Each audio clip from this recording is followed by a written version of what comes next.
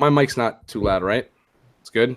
No, Hey, what's going on, everybody? It's Saturday night, and welcome, and thank you for joining us. We got a few people in the chat. Remember to like the video and comment away.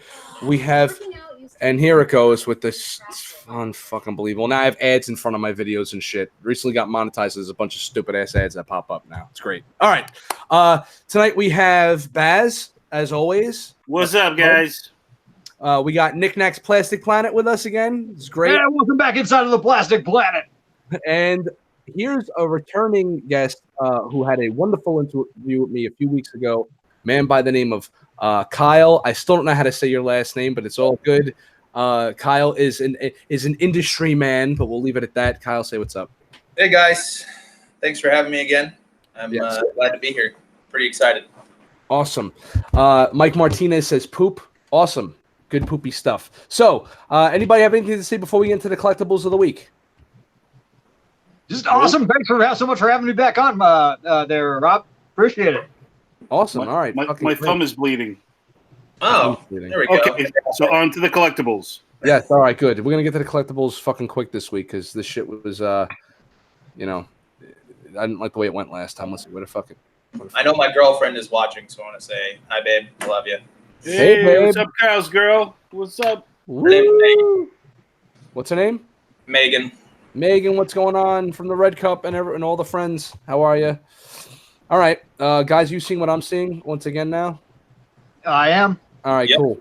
Obviously, we're going to start on the Sideshow website because it's pretty much where most of us get our stuff from. I love that cover, Detective Comics number 31. Love it. We're going to click on that. This is this is total classic here. Oh, I don't know what they're doing here with these silver foil things. Like I don't know what this is because if that was real silver, it would be a lot more than $130. I would think. I don't know how much it says on the thing there. right? So maybe. Silver collectible, New Zealand mint, 35 grams of pure silver. Okay, that's pretty cool. That is cool. Wow. I've seen New Zealand mint around the circuit a little bit. They're legit. They've been around for a while. They mostly did shows before, but I'm glad that Sideshow is kind of expanding their portfolio for distribution. What's I feel like cool, they've done a lot of stuff lately this year. what's cool about this is, I guess, if you can't afford a Detective 31, it looks like this comes in kind of like a plastic thing that you can kind of slip into like one of those CGC frames or something. The shit I was showing off months ago, so that's pretty cool. So you could kind of have like a version of this if you really like the cover to hang up. I don't understand why is it in silver? What's the point? Well, I guess it's the company, right? It's the Silver Mint. Okay. The company. Yeah. What is this? New Zealand Mint. I guess this is like sometimes they, in order to like get people to buy silver and shit, they I'll put something cool on the cover and stuff. That's what I always wanted, right? Like Detective 31, but on silver. Yeah, I It's don't know. like a dream come true. I guess if you buy this and if the price of silver goes up, you're in. You're pretty fucking. You're doing all right. Stupid. Get this out of my face. Get this out of. Well, they got a Superman number one. If you You're wanna right. look Yeah, at that. And they have the Empire Strikes Back one. This is just a dynamite fucking. Oh, that's It's fun. in silver? It's in Ooh. silver. Yeah, it's in silver.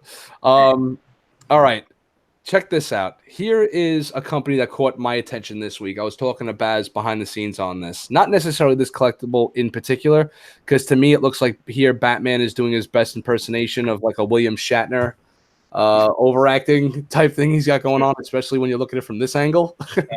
But What the hell?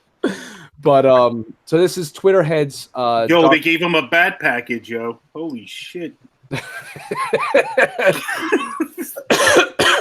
Yeah, it looks cool from the front. I mean, most of these collectibles look fucking good, but You go back to that cape shot. what's up? You go back to the shot from the back where it's mostly the cape. That one right there. Look at that leather texturing on that cape. That's really nice. Yeah, I like down here, right? Yeah. I like that. Zoom in too, like right here. Yeah. What's cool about this? Right there, too. I don't know. The Twitter head has an exclusive version. I think you can only get on their site or something. Where there's like a variant version where he's like muddied up, and instead of him being on the on like this stand here, it's actually like the base is like as if he was in the mud pit, and it has like the crowbar and shit. But that's pretty cool. That's really cool. it's kind of someone's doing it. A long time ago in a galaxy far, far away, I designed a statue that was like that, where it was like him in the mud pit, like ready to go, but didn't happen. Like most of the stuff that I do, 90% of it becomes nothing. But it was good to be able to stretch the creative legs, and I'm glad that someone else had the idea and it's finally getting made, and it doesn't cost me anything to do it.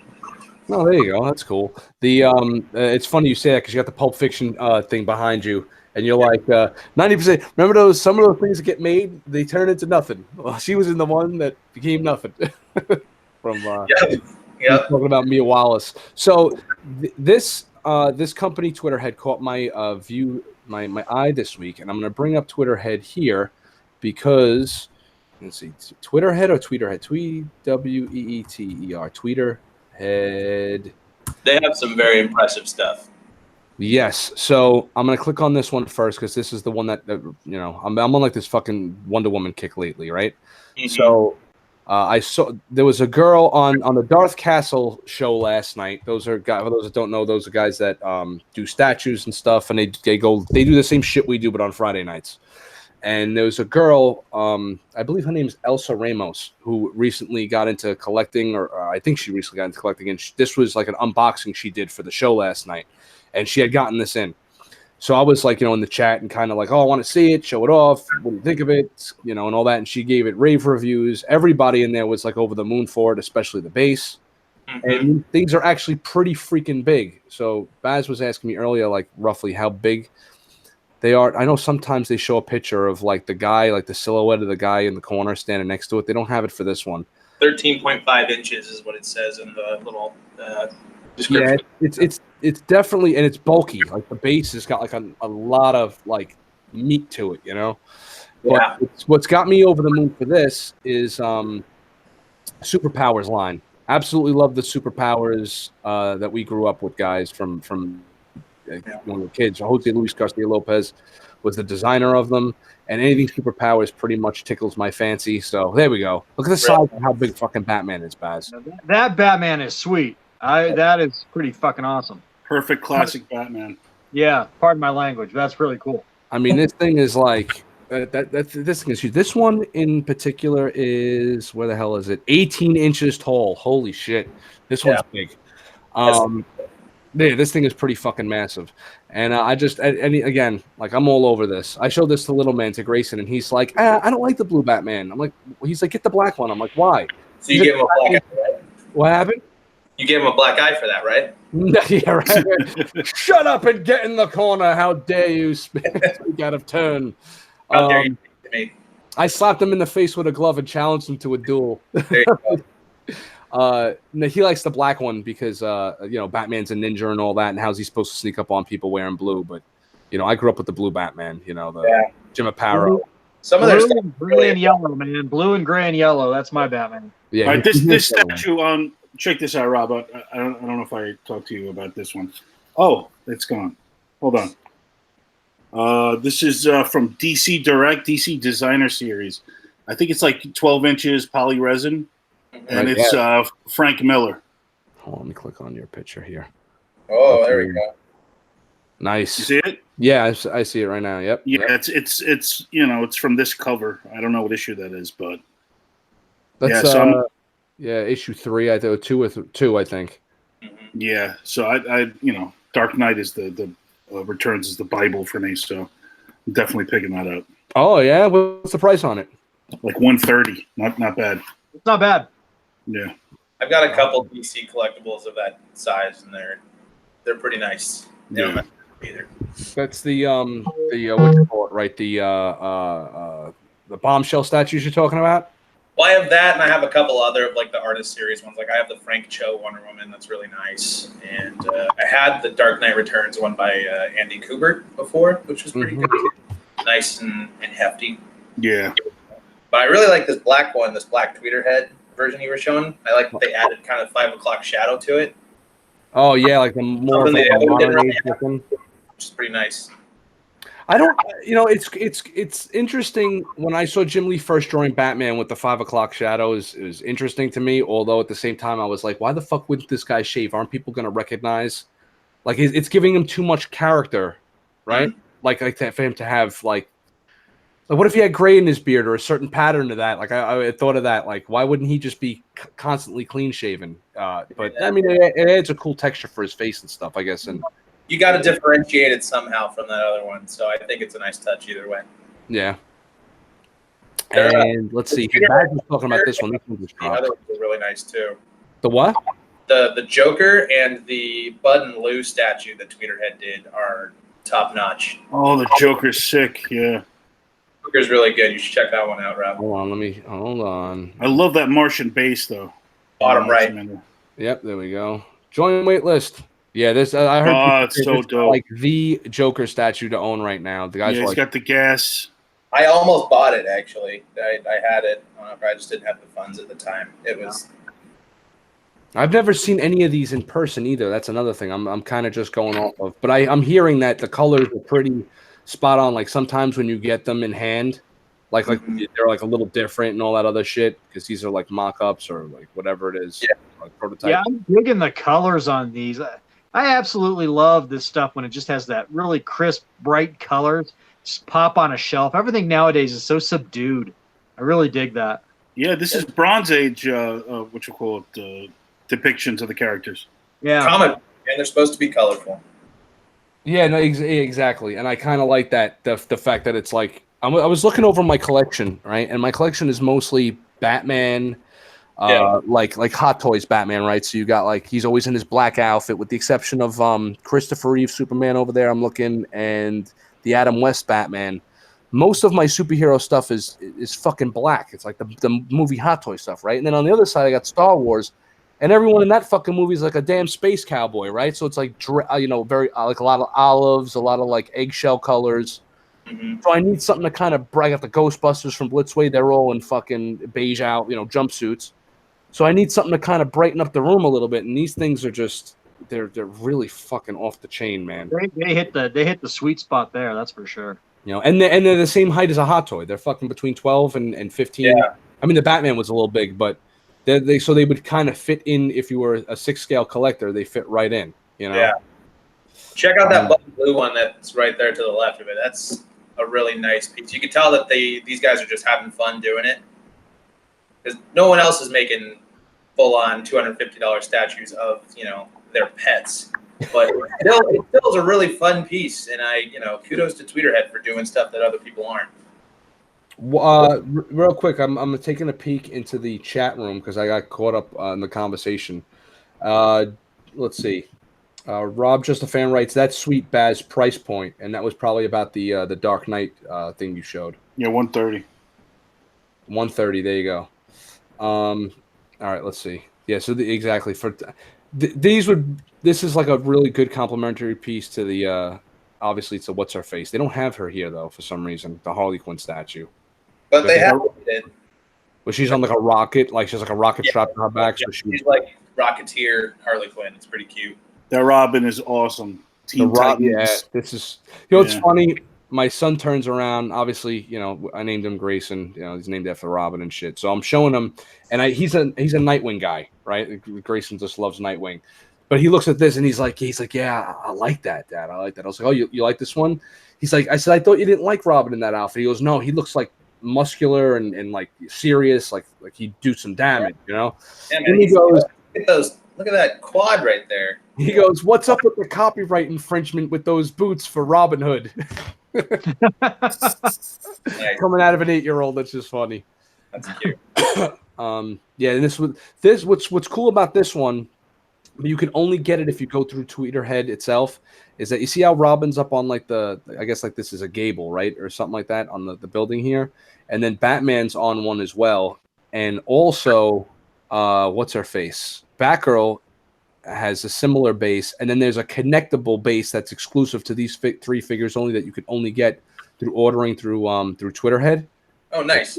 So it's like you can actually connect the 3 bases together and have them like all together, which is pretty cool.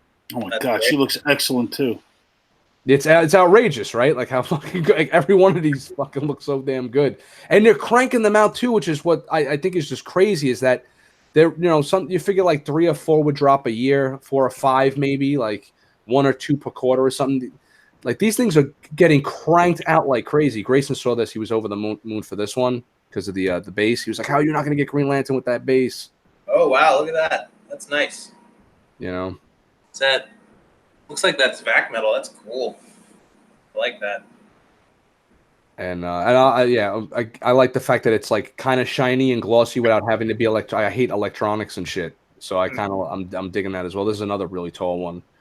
But you know, it's a fucking rabbit hole, right? You get one of these, and then it just spirals and spirals. Here's the Superman from this line, man. Classic. Yeah. total fucking classic, right? Just like I almost thought that was the premium format one for a second there. It's like It's kind of similar, man. You know, it's definitely very similar. But I like Superman in these colors, guys. I like bright fucking colors for my Superman. You know, totally agree. fucking Symbol of Hope. He just looks great. You know. So that's pretty much that line. And I'm eyeing probably after the show. I'm gonna have to go on eBay and get this because these. Oh, hold on, Starfire, please. Starfire. I'm the big Teen Titans fan of the crew nice. over there. Yeah, I love it. Perfect. Oh, nice in a flying pose too. Yeah, That's great. it's cool. She's another tall one too, so you can get her like if you're gonna have a bunch of these statues together, you can have her kind of like rising up behind the rest of the team. Ooh, look at that face! And the base is like kind of like an alien landscape type thing, I think. Yeah, and that's like kind of like right, you know, true to her character and shit, which is good. I always like when they stick it to that. You know, they stick to that type of. This is even again. This is old school. Oh, I love that outfit, man. The purple. Yeah, this is right up Laura's alley too. She loved this shit too. I love that burglary bag accessory that's on there. Oh yeah, the wanted poster in the back. Poster in the back, yeah, it's cool. There's a close up shot there. And it looks good, man. I mean, what would really kill me is if they came out with like I know that Mattel, like the DC Universe Classics figures were the closest thing to these, but if they did if a company came out Mezco style and started doing superpowers versions of their figures, multi-posable 6 inches, Jesus, man, that would be another fucking pit for me to fall into. Here's Donna Troy, Baz, you know, you like what's her face? You like the Teen Titans? That's my girl, yeah. She's dope, and she was great in Titans too, right? Oh yeah. She fought Starfire. Did you see that episode where she fought Starfire and she friggin' lassoed her and like jerked her towards her and just knocked her out? That Young Justice you're talking about? That's what you call Titans on the DC app. Oh no, I haven't caught up. I'll have to check it out. Oh, dude, what a good fucking show, man. It's just cool to see these characters in their outfits actually kicking ass and just doing cool shit. So on here, Bats, here's your Martian Manhunter. And some of these figures come with exclusive versions. So if you got the exclusive version of this, you can get him with his Martian head, like that pointy Martian head that he had from. Oh, nice. You know, certain characters have certain switch out spots. The exclusive Batman, I'm not that crazy about. It just comes with a replacement for his batarang. So instead of him having the 2 fists, he's holding a fucking batarang in one of his hands. That's not like such a big deal. But the exclusive Wonder Woman, though. Yeah, they don't really show you. I don't know why they don't show you all this shit in the pics. Let me go back to the Wonder Woman so I can point that out to you guys real quick. Probably because the exclusive version isn't available through Sideshow, so why would they bother? Well, even on their site, they don't have it. These are the same pictures that are available on the Tweeterhead site. It's the same. Really? Yeah, man. I went looking for all this shit. So Wonder Woman comes out with switch out hands, right? And they're all on magnets. So you take her hands off, and then her other hands have like bullet effects, like as if she was blocking bullets and shit. And you have like the bullets ricocheting off of her bracelets. That just comes with the figure. That's not even part of the exclusive. Now the exclusive version comes with switch out hands where she has a sword, like her sword and shield back here. She has the sword in this hand and the big shield up here in this hand. So she's like combat ready and shit. So I might have to bite the bullet and spend the extra like $20-$30 on eBay just to get the exclusive version because I want her to be like, you know, armored up and shit, you know, ready to kick some ass. That's nice. Those are really nice. You know, they're big too, like you said. They're big. What was that? Which one are those? Nick? I was just saying they're awesome. They're really big. They're really nice. You know, I don't. That's the problem. Is like I wouldn't know which one to get, and then which one. You know, it would be a giant rabbit hole, man. Because it's like you can't just get one. Those things are like Lay's potato chips, man.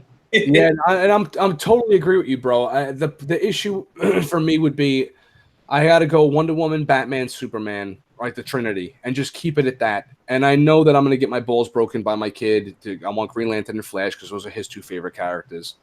And but as far as like the Teen Titans and like the villains, because they're doing Steppenwolf. They just showed the production, the mock-ups for Steppenwolf. They're doing everyone like every. What? Wait, Yeah. Are they doing the superpowers version of Steppenwolf? Yeah, the one with the fucking the red outfit with the spikes and shit. Oh wow. Okay, cool. Yeah, so there's like what the hell is, not to change gears on us, but what the hell is that? It looks like there's a land speeder on there. a What is land. that? Oh, Land speeder replica, pewter. little pewter Yeah. collectible land speeder collectible for $650 fucking dollars. Is it made of silver? What is it? What the hell is it? Oh, it's tiny. Oh, that is a Fabergé egg right there. No way. Yeah. Oh, yeah. Okay, I thought it was something else. I'll tell you what though. There's a Did you see what Jazz Inc. Jazz Inc. is doing with the land speeder? Yeah, beautiful. The 1/6 scale. Yeah, beautiful. I've been wanting to get one of his dioramas. I haven't pulled the trigger on it, but I need like a Death Star corridor kind of thing. I really need to pull that trigger, but those are amazing what he's doing. Yeah, I'm going there now. Jazz Inc. dioramas, because you guys need to see this if you haven't seen it already. All right, these are his dioramas. They're very expensive, but they're fucking ginormous, guys. Let's see, products 1/6. 1/6. He has like ultimate. Here's his ultimate scale stuff, because the ultimate scale stuff is like the really big stuff. Yeah, but what's so awesome about it is he actually makes this stuff. A lot of them are tailor made for like IKEA, like Detolfs and Bestas and shit. And so, yeah, amazing stuff. I one of these days I'm gonna have to pull the trigger. I'm gonna click on myself for a second here and lower this down so we could look at this stuff real quick. This is $400. This was totally, and he makes everything scrap, like 100% legit. Like, and does edition sizes, and once it's sold out for good and shit. And this actually sits these are all hot toys. It sits all four characters. R2 is actually tucked away in the back here, and wow. It's ginormous. This fucking thing, man. 28 inches long. It might be longer than that now because they had to do he was trying to design it and then he had to like do it again or something. Here's the. I wonder how we get C-3PO to sit down like that though. I don't know if that figure would sit like that. Might. I have it upstairs. I don't see that figure sitting like that. But here's his Death Star diorama. Come on, here we go. This thing is like $1,200, but it's massive. It'll fit like all these figures just like that, and it comes with the lights and it's like I got an adapter and shit. Yeah, it's all LED. It's beautiful. That's pretty great. Man. And he does like everything we're looking at now. He also does smaller size ones, right? So there's like a $200 one or like a $400 one where it's like for a Besta or a Detolf, like different size. Maybe it's just the backdrop without the side walls or the roof. Mm-hmm. This one's really dope. I kind of like this one, but this right here is the Ultimate Death Star window. Oh. This is actually a working LED like screen behind it. And it flashes different. If when they're on the movie on the bridge, all the shit that flashes in the movie actually plays out on this screen here. Wow. So see, like you got like the Death Star moving closer. You know, you can see like in the picture. And that's actually, those aren't just flat pictures that flash. It's like an actual moving, like little mini movie on a USD card or whatever. These are so freaking incredible, guys. They actually are making me regret having children. I mean, Jesus Christ. Let's see. Don't worry, Nick. I'll get one for you. He's doing a 1/6 Justice League Batmobile. Like someone's gonna live vicariously through me. Yo, Nick Nack. After The Last Jedi, it proved that you made the right choice, though, right? He's doing the inside of the Millennium Falcon here. So good. So good. Unfreaking believable, right? Nice. You know, good shit. How much is that one? Does it say how much that one is? The interior there, 500. 500. But then he has add-ons, so you get this, whatever you see in this photo here, for 500, and then for like another 500, you can get like the actual hallway behind Han here. You can get more like a bigger floor and like other areas of the fucking Falcon and stuff too. I don't know how he has operated without, and I'm sure he would know, but I've actually like talked to him in forums and stuff. I never asked him, but I wonder how he hasn't gotten a cease and desist order from Disney. I mean, because this shit is just so awesome, and it's not licensed. Here's his is like a budget one. He does like the carbon freezing chamber where it's just like you can see it's just the backdrop in the foreground. I saw a YouTuber the other day he put up like an ad for like his own brand of Star Wars shirts with their own sayings on it. It had like the Emperor. And I'm like, how are they allowed to use this stuff? Yeah, I don't know. I heard him on a. I'm actually trying to get him on the show, guys, but it's going to be. He's only you got to remember he's from the Netherlands, so there's like such a huge time gap that he's like, all right, anything before 7:00 at night, I'm good for, because I'm friends with him on Facebook, and I'm trying to figure out a way to get him on the show, but we're gonna have to go live at like 12 in the afternoon just to get him on at like 7 at night or some shit. You know what I'm saying? Like, or like 11 o'clock in the morning. That's Eastern time, just to get him on. So I'm still trying to figure out how to do that because I'm gonna have to be off for that to even happen. But I was listening to what you call it with him. He was on a podcast, and I believe on that podcast he was talking about like talking to the guys at Disney and them just being like, yeah, whatever, like to just. I think I remember him saying that. I'm amazed at that, but that's great. Maybe they look at it as like advertisement, free advertisement for the brand. I mean, that would be a smart way to look at it, but with the way their licenses are doled out, I'm surprised. Like Sideshow hasn't had a fit about this, that they're not getting or Hot Toys, they're not getting a take on this. They're even doing it for the Black Series figures. Look at this. They even have smaller versions for Black Series style figures in case you don't have like the bigger stuff, right? Oh, that's interesting. I collect the Black Series. So. Yeah, it's just amazing me. Hot Toys allegedly is supposed to have a Millennium Falcon cockpit come out for years now. They debuted it at Comic-Con like 3 years ago or something, and it still hasn't come out yet. And this would seem like this sort of thing would take a bite out of their ass. So it's interesting.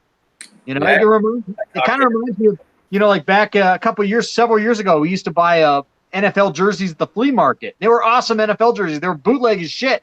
But they actually were like hand stitched and stuff, and they looked a lot better than the replica stuff you'd get at the mall or at the stadium, and but they weren't officially licensed. And eventually, the NFL would shut that shit down. This sort of reminds me of that in sort of a roundabout way. Yeah. I don't know, man. I don't know how that shit works. I'm glad I don't have to worry about that type of shit. No. Yeah. Again, another thing that popped up that piqued my interest. If you don't want to go for the big bucks, this opening sequence Batman, this is pretty cool looking. Oh, that's right out of the intro of the show. Yeah. Kotobukiya, right? This is yes. So it's vinyl. So it's made of vinyl, not polychrome. Mm-hmm. Yeah, no, it's vinyl, and $90 I guess ain't too bad. It's like, what is that like? It looks like it's about like 7 or 8 inches. Yeah, 8.27. Yep. And they're doing the whole line too, I heard. So it's not just they're going to start with this and then they're going to start doing the other characters too. So it'll be like they already have a bunch of other Batman animated series stuff. So like they have Joker and Harley, and they came out with a Batman one first, and it has like I swear like 50 different expression packs and stuff that come with it. Pretty cool. Rob, did you see the Justice League versus the Fatal Five animated movie yet? No, I haven't. You're really on top of things. Good job. I just haven't, man. It's like I'm trying to get fucking Grayson to watch the Batman versus the Ninja Turtles, and it's been like baseball practice and fucking parent-teacher meetings, and last night we had multicultural night at the school. It's fucking oy vey. Okay, check out that Hulk, Smart Hulk with the throwing the punch here. Yeah, with the Iron Man gauntlet, whatever they call that. Nice, 165 is a pretty good price point, I guess. That's pretty cool. I mean, it's a cool statue, but considering he didn't throw a punch in the whole damn film, it's very inaccurate. Yeah, I guess it should have been him just maybe snapping his fingers or something, right? Yeah, But at the same time, I actually have one of those Iron Studios pieces. I have the Black Panther one from the movie, and they're really solid little pieces. For that price, they're very, very impressive. I want the Deathstroke one. It looks just like George Perez drawing. Yeah, Judas Contract one? Yeah. When he's like he's like leaping at you. Mm-hmm. Yeah, I highly recommend Iron Studios. They're really nice pieces. I actually this week I just pre-ordered the Black Panther from Endgame. That's probably out there. So he's like on the wall and he's got the gauntlet and stuff. It's really nice. There's a penguin one I've been eyeing for a while, where he has the little penguins with the rockets attached to their backs. Oh, nice. What do you guys think of this shit? Yay or nay? Now, not whether or not you like the figure. You guys know what I'm talking about. This movie promo edition where they completely scale the figure down. It's a little bit cheaper, and they're just reissuing basically the Spider-Man from Homecoming. Now, is that a good thing or a bad thing for collectibles? What do you mean by scaled down? Yeah, is it still 1/6 scale or is it smaller? No, it's a hot toy. It's straight up like the hot toy from Homecoming. It's the same exact figure minus like the earphones and. Oh, so it just has less stuff. That's what you're saying. It has less stuff. This is basically what it comes with right here. And it's cheaper. Yeah, there's no secondary head. There's no Peter Parker head sculpt. It's a little cheaper. But I like it. I know that half the fandom is kind of divided on this because I see a lot of people that are like, oh, I missed out on it. Now that figure's like $400 or $500 on the aftermarket, so this is perfect for me for my collection, and I understand that, and that's great. But then everybody that actually likes the idea of collecting collectibles and having their collection hold some value, it's like having a shit attack over this. I don't think it actually brings that value down whatsoever. I think it comes with a different base, it comes with less stuff. That figure that has all of the other accessories is still going to be $500. I think it just gives somebody an opportunity to have it for a lower price point. And, ultimately, I don't see this one surpassing that first one in the aftermarket, so I don't think that there's really a big deal. Yeah, that stuff sort of drives me bonkers a little bit from fellow collectors. And the thing is that, like, I don't ever collect anything that I think I'm going to, like, make money on it, or I want to, none of my collection here is an investment. That's not how I think of it. It's not an investment. It's just something I like to do. It's ways I like to spend my money. It beats, snorting cocaine. So, you know what I'm saying? So it's like when I buy something, when I'm buying a hot toy figure, I don't expect to get a return on this. Yeah. And so it kind of drives me nuts when people get bent out of shape about that. It reminds me of the reproduction part vintage Star Wars argument that's, real lively. People get all bent out of shape if you buy a bunch. Like I have a ton of repro parts for my my vintage Star Wars figures, and it's enabled me to basically rebuild my vintage collection that I had as a kid and make it look shelf-worthy and nice again without, spending, $50 on a little tiny Han Solo blaster. You know what I'm saying? And so that it sort of seems like the same kind of argument to me. It's just like, what, if you're honestly into collectibles for that reason, then we're not really friends because you're buying this shit for the wrong reasons. Yeah. I guess I guess I kind of there's really no argument there. I got nothing. You pretty much just slam the door on that one. Me, I guess I like the idea that in a perfect world everybody can have it. But then I guess it takes away from a lot of people want Mezco to do like re-releases, and then they said they're never re-releasing things and shit like that because it keeps the hype of the line up and all that stuff. Kyle, you're in the industry. Speak on that. What's better for people? But they'll make more money. A company will re-release something. It's more sales. Why wouldn't they do it? Especially for people that are jumping on late, right? So if you release a Batman figure that you can't get no more because it's sold out, re-release the Batman for new fans. But at the same time, playing the game Mezco plays kind of keeps that kettle hot, Sure. It kind of depends on the leadership and who all's doing it, and where there's something to be said for both ways. In my experience, the reissuing things that people want helps people get more of the stuff on their hands, and it probably helps you kind of amortize the production costs that you have for those figures, which I touched on in the last time I was on the show. But at the same time, keeping the excitement alive and getting people to jump in and throw their money at exclusives and all that stuff early is also good for some of your upfront pre-order stuff too. So I think that there is no correct way to do it. I think both of them have their merits, and it just depends on kind of the product individually. I'm worried about Baz right now. He turned into a men's bathroom sign.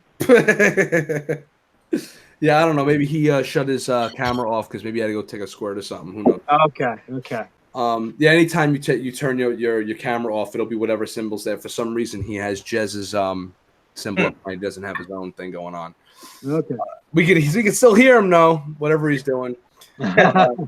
So okay, Kyle, you have a really awesome pickup this week. Show it off. I'm gonna put the camera on you and take it away. So I in addition to being in the industry, I'm also a collector in the industry. So one of my big pickups, which I pre-ordered last year and finally showed up, I got the Arkham Origins Deathstroke hot toy, which is pretty great. I apologize for not having the best angle here. We'll kind of do this a little bit. But Deathstroke's been one of my favorite characters for a long time, and he actually reminds me of my other friend, Kyle, who is overseas right now. Deathstroke's always been a big part of his life and operators and all that. So having this kind of reminds me of my friend. But it's a really nice piece. It's got all these really nice, like these straps and buckles you see actually function up here on these. The gun has like a working slide to it as well, which is really nice. And the magazine comes out, but I don't have enough nail to pull the magazine out. These little ninja tassels are wired, so you can do fun stuff with that, and it just kind of adds a little level of dynamism to the figure, which you normally don't get to have. And the other thing that they did with this one that was really nice, and I'll see if I can do this while you guys see it on camera. You see this piece here is a little more narrow. Mm-hmm. That's so you can have your figure hold the sword like this. You can have your figure together like that. So it's not costume accurate, but it enables you to get a little bit more fun stuff into it. What would you rather? Here's a question for you, since you already have it in hand. You want accuracy, or would you rather have a little bit more functionality and playability? I think it depends on the character. If you get like a Jason Voorhees figure, is probably more. He's probably more articulated than your average like Darth Vader figure, because Darth Vader's got all these bulky armor pieces and stuff, and it's really hard to do. But Jason figures are usually more articulate, are super articulated because he's just got the clothes on. But Jason doesn't do anything wacky. Jason just stands there and walks at you menacingly. So I mean, I don't know. If your guy's a dynamic guy like Deathstroke is an assassin, he like comes with his bow staff and stuff. Like I want him to be able to do that stuff, and he looks close enough. And having these little kind of compromises here, like these cuts here, and it comes with another plate that's also wider, so it can be that movie accurate type look, or not movie game accurate, but also at the same time, this basically looks exactly like Joe Manganiello at the end of Justice League. Mm-hmm. Pretty much the exact costume. So I think it just depends, really. One gripe I do have with this figure, and I try not to talk bad about any figures that I have, but this one was a little frustrating too. See how this hand is on here so tight? It looks really nice because he's actually gripping the sword. Looks real good. The problem is that basically it's so tight that in order to get the hand around the sword, I kind of had to pull it off. You kind of see that? It's like the separation there. I broke that hand trying to get the weapons in his hands, which is frustrating that this is what it's come to. But I'm in the same corner as Nick Nack, in that I buy a figure because I want it for me, not going anywhere. So having this doesn't affect my resale value or whatever, but it is frustrating. So, were you a fan of the game? Figure, huh? Were you a fan of the game? Yeah. Oh, I've played every single one of those games, multiple times. So. Yeah, those are like the best superhero games. And actually, there was a flea, not a flea market. The San Jose Toy Show was last weekend, and I went to the booth and to a couple of the booths, and this guy had an entire booth of like 6th scale military accessories just in bins, like tons of them. So this knife that's up here, I got for him. Oh, nice. And there's another knife that he's got up here that I got for him as well. And I can give you a picture later, but I bought like a bunch of like gun parts or whatever and just kind of super glued them together to make like a big, Rob Liefeld style comic book gun, like a grenade launcher and like a scope and all this stuff. He can't really hold it all that well, but it's in the right scale, so I just need to pose him up and it'll look super nice. That is one gripe, is I wish he had like a more serious weapon other than this Desert Eagle, which is nice and it fits, right here in the holster and all that. But yeah, I'm not displeased with this figure. I actually like it a lot. And I have John Wick coming pretty soon here. And I think I might share some of the guns between John Wick and Deathstroke here. Nice. That's fucking awesome. Beautiful figure. It's really beautiful. I didn't want to talk while you were showing it. I didn't want my ugly mug on the screen rather than that figure. But yeah, he's beautiful. Yeah, he's nice. I like it. Oh, by the way, Kyle, we were talking about Titans before. Yeah. Deathstroke is showing up in Titans this second season, and Esau Morales is playing him. Very nice. That's awesome. I love Deathstroke. Down. Even when Do you he's have the Mezco? I do have the Mezco, but I have the previews one, so it's the black and gold looking one, which to me I think looks nice. Dude, you got to show that next time, man. Yeah, I mean, I'll show you guys after the show if you want. Yeah, definitely awesome. Yeah, I'm a huge Deathstroke fan too. Obviously, I'm a big Titans fan. Yeah. So he's their main guy. He's their main villain. Mm-hmm. Do you like him better when he's called Slade or Deathstroke? Deathstroke. Yeah. Slade. Well, I loved it in the movie. Great in that Teen Titans Go movie. I watched. Well, we're not gonna call him. I know why they're not calling him Deathstroke in a kids movie. Like I get it, but Slade's a cool enough name to just like they could just call him that, for the sake of kids not running around. His name is Deathstroke the Terminator. Actually, that's his full title. Yeah. Either one of you other guys have anything new this week? Last week I didn't show this, but I got crippled Bruce Wayne. Hold on, I'm working on your picture there. Go ahead. Dark Knight Rises. This is from the Mafex line. So that's the broken Bruce Wayne that starts the movie out in Dark Knight Rises. That's a really nice head sculpt for that scale. Yeah, no, definitely. They make great head sculpts, the Mafex line. So picked him up the week before I got, what's his name, Liam Neeson. Oh, nice. Nice. Yeah, you're going all in on the Mafex line for the Dark Knight stuff, right? Oh, yeah. I got to get the, the Bat Pod next. Oh, boy. Yeah. Shelf space killer right there, son. Knick-knack, you got anything new? Yeah, I got a couple things. I showed these off on my own live stream on Thursday night, but a couple things. I did pick up some just some wall art. I look at these as wall art, but, guys, I'm into the old shit here. This is we're real vintage and retro on the Plastic Planet. I got an Arcades Asteroids cartridge there. That's going to go on the wall. Absolutely beautiful. And I also got a Pac-Man one to go with it. Big fan of the Atari 2600 artwork. To me, and I mentioned this on my live stream as well on Thursday night, to me, the real star of the Atari 2600 wasn't the games themselves. Those were kind of shit. But the artwork for the games themselves were just brilliant. Absolutely brilliant. So, I bought these two cartridges for like $3 each at a store this week. And, they're going to go up on my wall. I actually have a dead Atari 2600 kind of like pasted to my ceiling up here, leading into the entryway to my archive room. So those are going to go up next to that. And we were talking before we went on the air tonight. Went on the air. I always like to say stuff like that because I'm an old broadcasting guy. But before we went on tonight, we were talking about the NECA Godzilla, and I showed this off on my own channel. Did a full review of him, but here he is in the flesh. Just wanted to show him off again. He is absolutely awesome. I've got that fire breath attachment going there. I love the Toho Godzilla look. I mean, this guy looks like some asshole in a rubber suit, and that's what Godzilla should look like. You know what? I mean, I'm not like a CG phobic guy. I love CG, but with Godzilla, man, give me that. Give me the rubber suit. Ah! look. So this thing is amazing. Love it. So I wanted to show these two things off for you guys. That's great, man.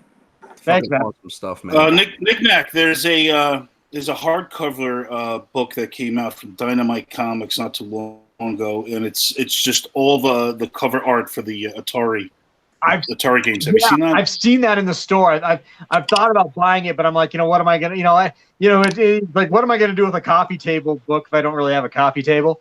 But yeah, it's really freaking awesome. I love that. It has like the artwork for like all the games, like Yar's Revenge and Super Breakout. And again, man, Atari did such an amazing job of selling that stuff through the artwork because this was pre-internet, this was pre-anything. Yeah. So like no one really you had no idea what you were buying when you bought an Atari game. You just went off that artwork alone, and it was such a brilliant bait and switch.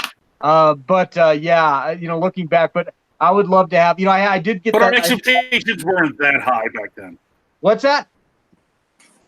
I said our expectations weren't that high back then, No, they weren't. But I do have the Pac-Man cartridge art. A guy did digital scans of those, and I bought it off eBay behind me.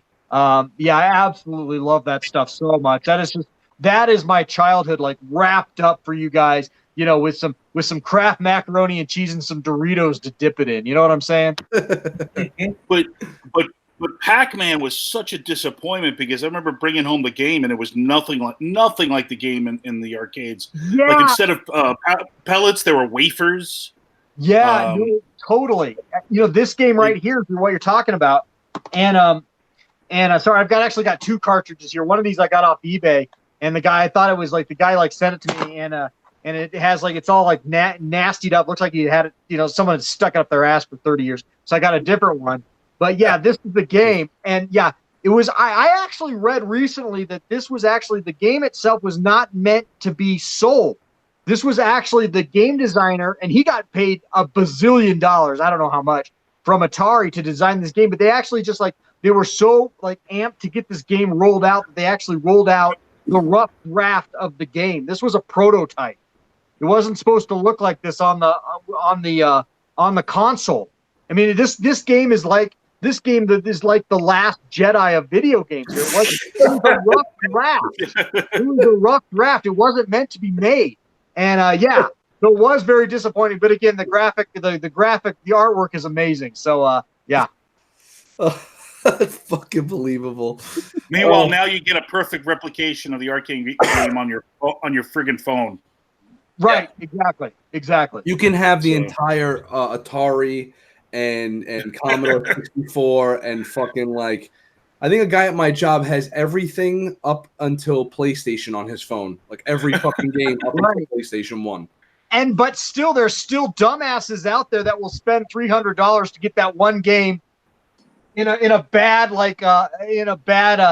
particle board arcade cartridge or a console like I did back here. I spent $300 on that, and I don't regret it. I don't regret it one damn bit because it's so freaking awesome. But yeah, that's kind of where my head is, Nice. That's fucking cool as shit, man. It was a guy I was looking at. I just like the way arcade cabinets look. I think they're fucking cool, man. Right?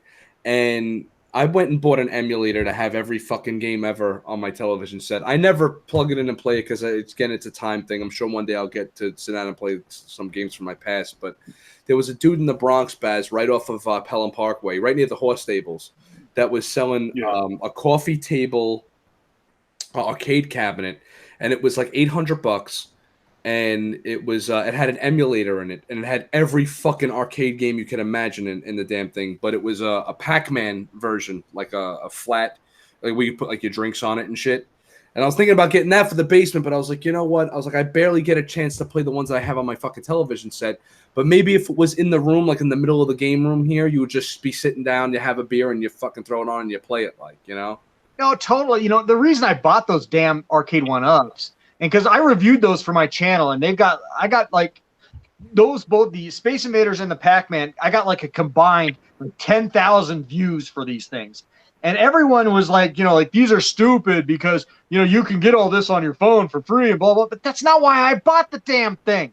I bought the damn things because they look really freaking cool. And it looks like I walked down in my basement and it looks like it's 1982 down here. And that's why I bought it. Exactly. And sometimes that goes a long way. I have a guy at my job who said, what do you This do? guy. This guy, Baz knows where I'm going with this. What, like, why do you buy these clips? And then this is a dude with a fucking Wolverine tattoo on his arm. I'm not going to say his name, but he's got a big. He's a comics fan, but you know these guys like to fucking posture and shit when they're around a bunch of apes. And so he's like, so but why do you buy this stuff? And I'm like, I don't know. I like it. I like to look at it. Like you pose it, you put it on the wall, you fucking enjoy it. It's like it's there, you know. And he's like, you like to look at it. He goes, so why don't you just go and look at pictures online of it? He's like, why buy a statue? Why buy a hot toy when you can just, anytime you want to see it, just pull it up on your phone and you can see it right there. And it's like, that kind of like defeats the purpose. I don't know. It's like just seeing something here isn't seeing something here. You know what I'm saying? Having it here. No, that accommodates one sense and one sense only. It doesn't accommodate the hearing it, the tactileness of feeling it, of having it, of holding it. In my case, of caressing it. Yeah. Man. Dude, every time we, I art direct something, like I'll draw it and I'm like, I kind of have an idea of what it looks like in my head. I'm like, all right, cool, I get it. And then I'll art direct and I'll work with the sculptor to make that thing in a 3D, form. And I'm only looking at images of it. I don't get to see it in person. It's still all visual. And you'd think that I would get kind of jaded by now, but every single time that I get that final, prototype or the sculpt or whatever in my hands, there's like a moment where I'm like, oh damn, man, like this is real now. It's like you'll never get that from photos ever. Yeah. Rob, what did you say? You were like, why live somewhere and have a nice view? Just paint pictures on your window. So I was like, so why just have I says you can live in the fucking ghetto and just put like contact paper of a fucking beach on your windows and be like, yeah, I live at the fucking beach. Like, I don't gotta go to the beach. I light a fucking candle from Yankee Candle and just put fucking contact paper on my walls. I'll be fine. Yeah. Unfucking believable. In the getting back to the chat real quick, somebody has a specific question for Baz. What do you want from my life? Robert Just a Fan says, Baz, is that Bruce Wayne figure scale with NECA Batman? I didn't even know NECA had a Batman. No, NECA's are even bigger than Marvel Legends, I think. And Mafex is a little bit bigger than SH Figuarts, but I don't think it's... NECA Batman is you talking about? Scaled down. Yeah, no, it's not. It's not close to NECA. No, NECA's at like 7-inch, I think. Yeah, are they on? Like, could you pose that next to like a Mezco? Mezco's are enormous, dude. Let me see. Do you guys know if this is NECA? I can't remember. Is this Diamond Select or NECA? That's NECA. That's NECA for sure. Yeah. Okay. Would you say like okay, I have this Superman right here. He's DC Classic, right? Mm-hmm. Is that comparable to a Legend? You would think? Yeah, I guess they're roughly on. So I'll put these two. See, he's. Yeah, I think Mafex and SH are usually like 5.5 to 5 inches. Yeah. I've had a couple of them before. Yeah, no. So the scales are much different. Yeah, so it's almost like 1/14 or something, or whatever that is, or 1/13. It's like a little bit less. Yeah, I don't understand why these. Here, let me ask you this question, Kyle. How come these fucking companies don't just go, okay, we're gonna make 6, 12, and 18, and 3 3/4? Like, why doesn't every company just do it? Why do they have to always try to reinvent the wheel with, like, let's say most of the really cool action figures are like within the 6-inch scale area, right? You have like your G.I. Joe style, your Marvel Legends style, we'll call them, those like the 6 inches, and then your Hot Toys style stuff, right? And then you have like the massive 18-inch figures.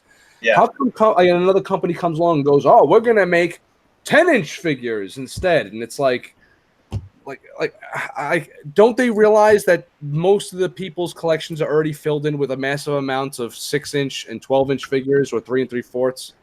I think they do, but at the same time, if it's like a brand new company, I think you have to differentiate yourself from something that's out there. It's a very, very, very saturated and extremely competitive market. out there, and you got to do something that differentiates you from that. You know. See, to me, I don't even want to look at it if it's not for figure. If it's not like I went all in with these figures. Right. Yeah. It goes. But if it's not 6-inch or 12-inch like Hot Toy or Sideshow level, I'm not even looking at you. You know what I'm saying? Like I'm not. I want to be able to have my Sure. Thundercats next to my Transformers and have them all kind of look like they're be in the same universe. I get in you. the same universe, kind of. You know? Yeah, but at the same time, like it. I don't know if it's something you've seen before, then why should you give them your money? And you're not entirely all like that, Rob. I mean, you looked at my stuff, and it's nothing like what you got before. Yeah, but your stuff is not like your stuff is like fucking completely like its own unique thing, man. It's not like That's even the a sale thing. It's a complete own unique thing, and it gets somebody to jump on board. That's the point. Yeah, but if you're going to turn right, yes, all right. So I agree with you. So something like this, for those of you that I have it here, right? This fucking thing. Where are you? Where are you? Okay, here's a statue that is its own size, and it's kind of like part. Obviously, it's Bombshell series style, right? But it's like, got like the oversized head, so it's got a little bit of Funko going on in there. It's got a little bit of DC Collectibles going on in there. It's got a little bit of 1940s housewife type thing going on in there. So it's like a conglomeration of all these wonderful things, and it's in its own scale, and that's fine. And they all look nice and next to each other, but it's so different and so unique that this stands apart as opposed to having a Wolverine figure, and then another company is going to get a license from Marvel, and we're going to do 8-inch Wolverine figures. It's like, just fucking do 6-inch. You know what I'm saying? Like, if you're going to do something unique to differentiate yourself, do this. Don't try to do like, for instance, the He-Man figures from the Matty Collector that used to do He-Man, right? Sure. Those figures were still in line with other 6-inch figures. So you could have the He-Man next to like I have the He-Man in my cabinet over there next to like some Mafex Ninja Turtles, and I have them next to the what is that, the Transformers Masterpieces, and they all still kind of look like they're in the same realm. The He-Man figure's not this fucking big.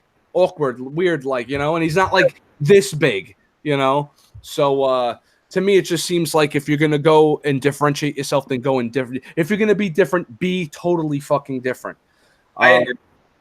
I was in a band a while back, and it was like an alternative hip hop group, right? And we went and did a show in the city, and everyone that went on before us at the show was like your typical booty shaking hip hop, and out of all the songs we were going to pick, we were still deciding like what we were going to play. And I said, guys, if we play our song that's like our wannabe club song, I was like, first of all, we're 4 white guys up here, which is already a strike against us. I says, but if we play this song that's kind of like what's going on now, like what everyone else is doing, I says, we're going to kind of get like lost in the crowd.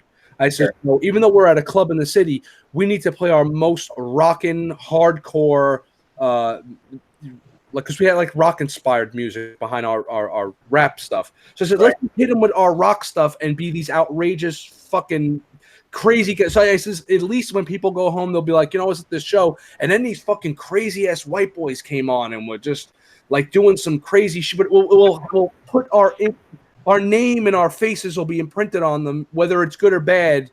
They'll go home remembering us. So if you're going to be different and stand out. Don't just half stand out is what I'm getting at.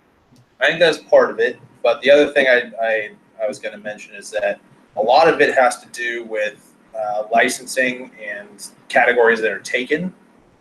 So, like, if you want to get into, like, I want to do 6-inch figures, like, well, you can't do that because Hasbro already has 6-inch figures and they have a non-compete, and so you can't do 6-inch figures. So it's a lot of logistics, It's logistics and stuff, and so you're like, oh, dang it, well, what do I got to do? All right, 10-inch figures. No one's doing that, right? Nope. Okay, 10-inch figures it is, and so that's where you get a lot of that stuff. Right. There's some pretty crazy examples actually of that stuff. I can't remember who makes it, but I saw there's a 1/4 scale Age of Ultron Hulkbuster statue. That's it. So it's 1/4 scale of that. So it's, whatever, 37 inches tall by 48 inches wide. It's huge. It's all lit up and it looks really nice or whatever, but it's also a phone charger. That's kind of cool though, because at least cool. It's got functionality, but it's that's the most extreme thing I've ever seen to get around the it's not a statue. We're not getting in a Sideshow charger. It's a phone charger that happens to have this huge amount of resin right behind it. I'll tell you what though, that's actually a pretty ingenious way to work around. Yeah. And there's actually a pretty common one. I can't remember who makes it, but there's these guys who do kind of the vinyl diorama things that are similar to the Diamond Select PVC gallery pieces, but they come with a keychain. So they're categorized as keychain holders. Whatever, the keychain's garbage. You get it for the statue part. But that's how they worked around it. So people get pretty crazy with the links they will go to be able to work with Marvel or Star Wars or whatever. Yeah, that's cool. All right, guys. News of the week. Can we burn through this pretty quick since we spent a fucking hour on collectibles? We don't do collectibles for 3 weeks, and then all of a sudden we just fucking crack out on this shit. All right. Real quick, Netflix and the Russo brothers are adapting Magic the Gathering animated series, and I'm giving that a huge thumbs up because I'm a Magic player, and I think that the Russo brothers can pretty much do no wrong at this point. And fuck it, spend less money to an animated series, and I think that's awesome. Yeah. I'm all about more nerd stuff being out in the lexicon, so take me there. I'll take the quiet from the other two. I'm just gonna keep it moving. Okay, there's even more. We had the show last week was about Sideshow, Susan getting fired and all that shit. I don't want to get back into that, but there's something else that was brought to my attention that's going on with Sideshow right now that I thought was kind of fucked up. I want to mention too, because anytime a company does some bullshit, and actually, it's nice to have you on for this, Kyle, because maybe you could speak to something like this. I have here even more Sideshow news as international customers are now dealing with inaccurate taxes on customs. So apparently, Sideshow is shipping out figures and stuff internationally, and then when these people are getting them, they're writing the wrong numbers in the prices on the invoices, so people are having to pay these ridiculous amount of import taxes on the figures, and then when they're contacting Sideshow's like, all right, well, just get in touch with your customs office and figure it out. That's kind of on you to prove otherwise. And it's kind of if to keep it simple, if something's $100 but you're gonna write $200 and someone has to pay import taxes on something that's $200 that should have been wrote as $100. Kind of fucking ridiculous, and this isn't just a one-off. This seems to be something that's been going on in the international market with Sideshow. Nick Nack's just shaking his head. I don't know. I haven't. I will freely admit that I have not really worked in the logistics part of this industry that much, so I can't speak to it fully. But I'm wondering, there could just be any number of reasons for something like that. I would like to believe that it's an honest mistake and no one's trying to get away with anything over there. But again, I really don't have a ton of experience. Well, I don't think it's malicious. I just think it's that's kind of a pretty big fuck up, especially if they're going to hold your shit and you don't have the funds for something like that. You only had so much funds swirled away, and then it's now you got to fight this just to get your damn collectible. Right. So ridiculous.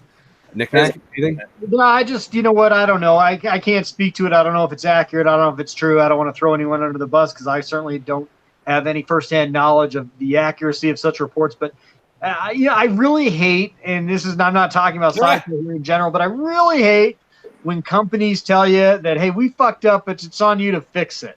I really hate that.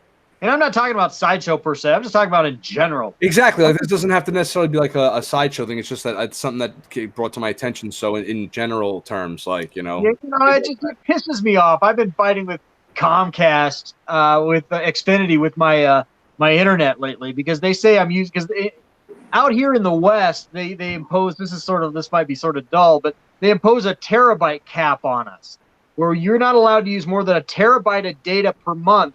Otherwise, you get charged incrementally more for how much more data you use past a terabyte. And that's ridiculous. That's what we get out here because there's no competition. There's no competition. So Comcast enforces this on their customers, in the Western United States, and I'm like I can look at my meter every single day, and it's just going up and up and up and up and up. And I'm like, we're not using this much effing data. There's no way we're using this much goddamn data. So I'm calling Comcast like every day. It's like, hey, what's up, guys? This is not correct. And they're like, no, it's on you to manage your data, sir. I'm like, and I'm just like, So I you know what? I'm not talking directly about Sideshow here, but I'm just like, just that sort of mentality that companies do. That's like, oh, we're messing up because I swear they're measuring my data wrong somehow. We'll find out when my kids leave that. My kids are going down to Arizona to spend a month with my mom. We'll find out when those effers are out of the house because they might be big data pigs. I don't know. But we'll find out exactly how much data is seeping from my house. All of a sudden, his fucking data goes down to like 1 kilobyte. Yeah, it'll go down to nothing. Or one megabyte, rather. Yeah, it'll go down to nothing. We'll see. But I just that sort of like cavalier, just it's on you, it's our mistake, or at the end of the day, there's no attempt to even investigate it on their end. That rubs me the wrong way. That's all. Let's see. Kev's Matrix saying here that nobody stood up for her in the chat. Bunch of BS standing up for Susan. I don't know. I didn't see that, Kev. I saw a lot of people. I mean, in the maybe in the Facebook groups, a lot of people were like, just bring the next hot piece of ass in and keep the ball rolling. I don't care. I want my collectibles. And then I noticed a lot of other people, though, like on other live streams, the Mint in Box Collector or something like that. I think that's Susan's boyfriend or something like that. Dudes were fucking rioting over there. So, if you're looking to kind of stand in solidarity, go check them out, I guess, or something. Mint in Seal, MSIB Collector or something like that. It's pretty popular. He's got, got a lot more followers than we do here. All right, moving along. Baz, you have anything to say about any of this? Nope. Swamp Thing. Yes, Swamp Thing's fucking canceled. Like, surprise. And you know why, right? You know why? Yeah, I fucking, what was it, like a clerical error or some bullshit? Yeah, North Carolina promised to pay for half of the production. There was some sort of clerical error, and they ended up only being able to pay $14 million out of a proposed $40 million. Yeah, they had $80 million. I think the production on the 10 episodes or the 13 episodes or something like that was like $80 million. And they $80 were million, like, yeah. Okay, we're going to get $40 million back from North Carolina, so we're really only spending half. And because it wasn't filed in time or something, they're only getting like you just said $14 million, and they're like, what the fuck is this? Like, because we didn't, whoever it is that fucked that up is definitely not getting a job anytime soon. But there's a lot of people online with the hashtag, putting up the hashtag Save Swamp Thing. There's petitions. I think, even though it's only 2 episodes in, people recognize the quality of the show. And also coming off the back of Doom Patrol, which is really well received. I think, possibly something could happen here. Maybe we'll get a season 2. So I heard that like half. Sorry. Oh, okay. What I had heard is that AT&T obviously now owns Warner Brothers, and so they're evaluating the entire legitimacy of having their own DC app already, because I guess AT&T wants to start doing their own sort of streaming services. So my understanding is that the entire DC app could be donezo sooner than we think. I think if they're going to do, or it could just be like put in, or they could just absorb it into their whatever Warner Brothers app they're going to create. But I'm worried. I'm more worried about the comics than the actual movies and TV shows. There's a lot of the library is growing each week, so I'm worried that maybe they won't have a comics reader on that Warner app. Maybe. They see again. Yeah, so it's just like fucking. Oh, can fucking Mickey Mouse just buy DC already? No, I don't want Mickey Mouse to own everything. I know, dude. I'm fucking around. I don't want monopolies, man. No, Yeah. I know. Less choice. I can speak personally. I would really love to see, and don't get me wrong, I'm not like a government overreach kind of guy, but I'd really love to see some antitrust laws being enforced in the entertainment industry right now, because It's bad for people like me who actually work in the industry. It makes us all on pins and needles every day. In addition, it's just bad for creative thought and competition because it just feels like they don't have to put out a good product anymore if they own everything.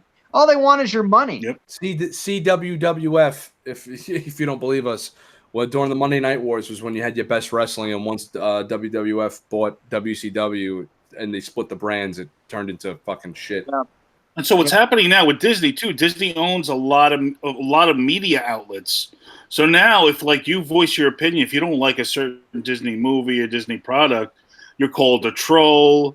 You're called this. They're actually attacking the fans now for having an opinion because they own the media too. So. Well, it's not that they own the media, but I think a big part of it is. That's why I'm all for. They cut him out. They cut him out. Disney watching right now. The guy's like, nope, sorry. I think they have a lot of influence over the access media, and it's like if you want, it's not that these people are like paid by Disney, but hey, if you want access to you want access to this shooting or not shooting that came out wrong, but this. You want access to this, to the first access to this movie set, we got going on here, or you want to come out for the weekend when we do this junket, or you want this free shit. It's in your best interest to play softball with our IPs. That's what it kind of seems to me what's going on a little bit.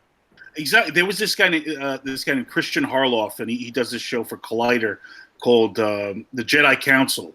And he had a huge fit online this week, and everyone's making videos about it and making fun of him because he had a meltdown on air because he wasn't invited to the Star Wars Galaxy at Disneyland. And he was saying stuff like, oh, I've been working, I've been slaving and having a hard time as a Star Wars fan for 5 years. I've been working at this. And yada, yada, yada. And, I've been called a shill and all this stuff because a lot of people do call them shills because they're a part of that whole access media thing where, they're not going to give you their real opinion. They're going to sugarcoat everything and be more of like a commercial for DC. Right. And in turn, they get, like you said, the perks. Yeah. And this guy didn't get his perk and he exploded. Wasn't Collider the same, site that they were doing like a live stream from Denny's before Solo came out, and they were like pimping up all the Denny's Solo tie-in meals, like, yes, we're having the Han Solo pancakes with the Wookiee hash browns, and these are delicious, and look at all this great merchandising crap you can buy. Oh, and they've got blue milk here, guys. Blue, so delicious. Was that them? That is them. That's exactly them. Okay. I'm paraphrasing that, but I kind of saw that. Yeah. I mean, you could just tell from that what he said right there. I worked my ass off for 5 years as a Star Wars fan. Like a fan doesn't have to. It's not work. No, we don't. A fan is a fan. For 5 years too. Wow. Fans, we take. We don't work. We take. Yeah, man. Well, look. DC's got to get their shit. Not DC, Warner Brothers or whatever the fuck it is, they have to get their shit together because you have this great show and then they're just gonna fucking cancel it because they don't. I don't know. Like maybe it's because not a lot of people are. If not a lot of people are buying into the app or as many as they thought, and AT&T is trying to figure out how they're going to compete really with everyone's going to has to figure out how they're going to compete with the Disney app. I think that every company is kind of shitting themselves over the new Disney app that's going to be dropping in the fall. And the best course of action, if I was in charge of AT&T, would be like, look, we're going to fucking squash the DC Universe app and absorb it into our overall thing. So you'll have like the Warner Brothers app or the AT&T app that has access. Like you shouldn't have to just have the DC app. You should have access to the entire fucking company's thing. Like that's kind of really what we're gonna have to go with this.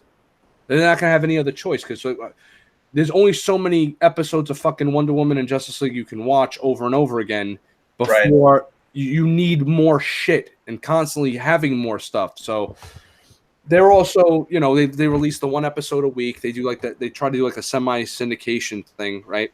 Mm-hmm.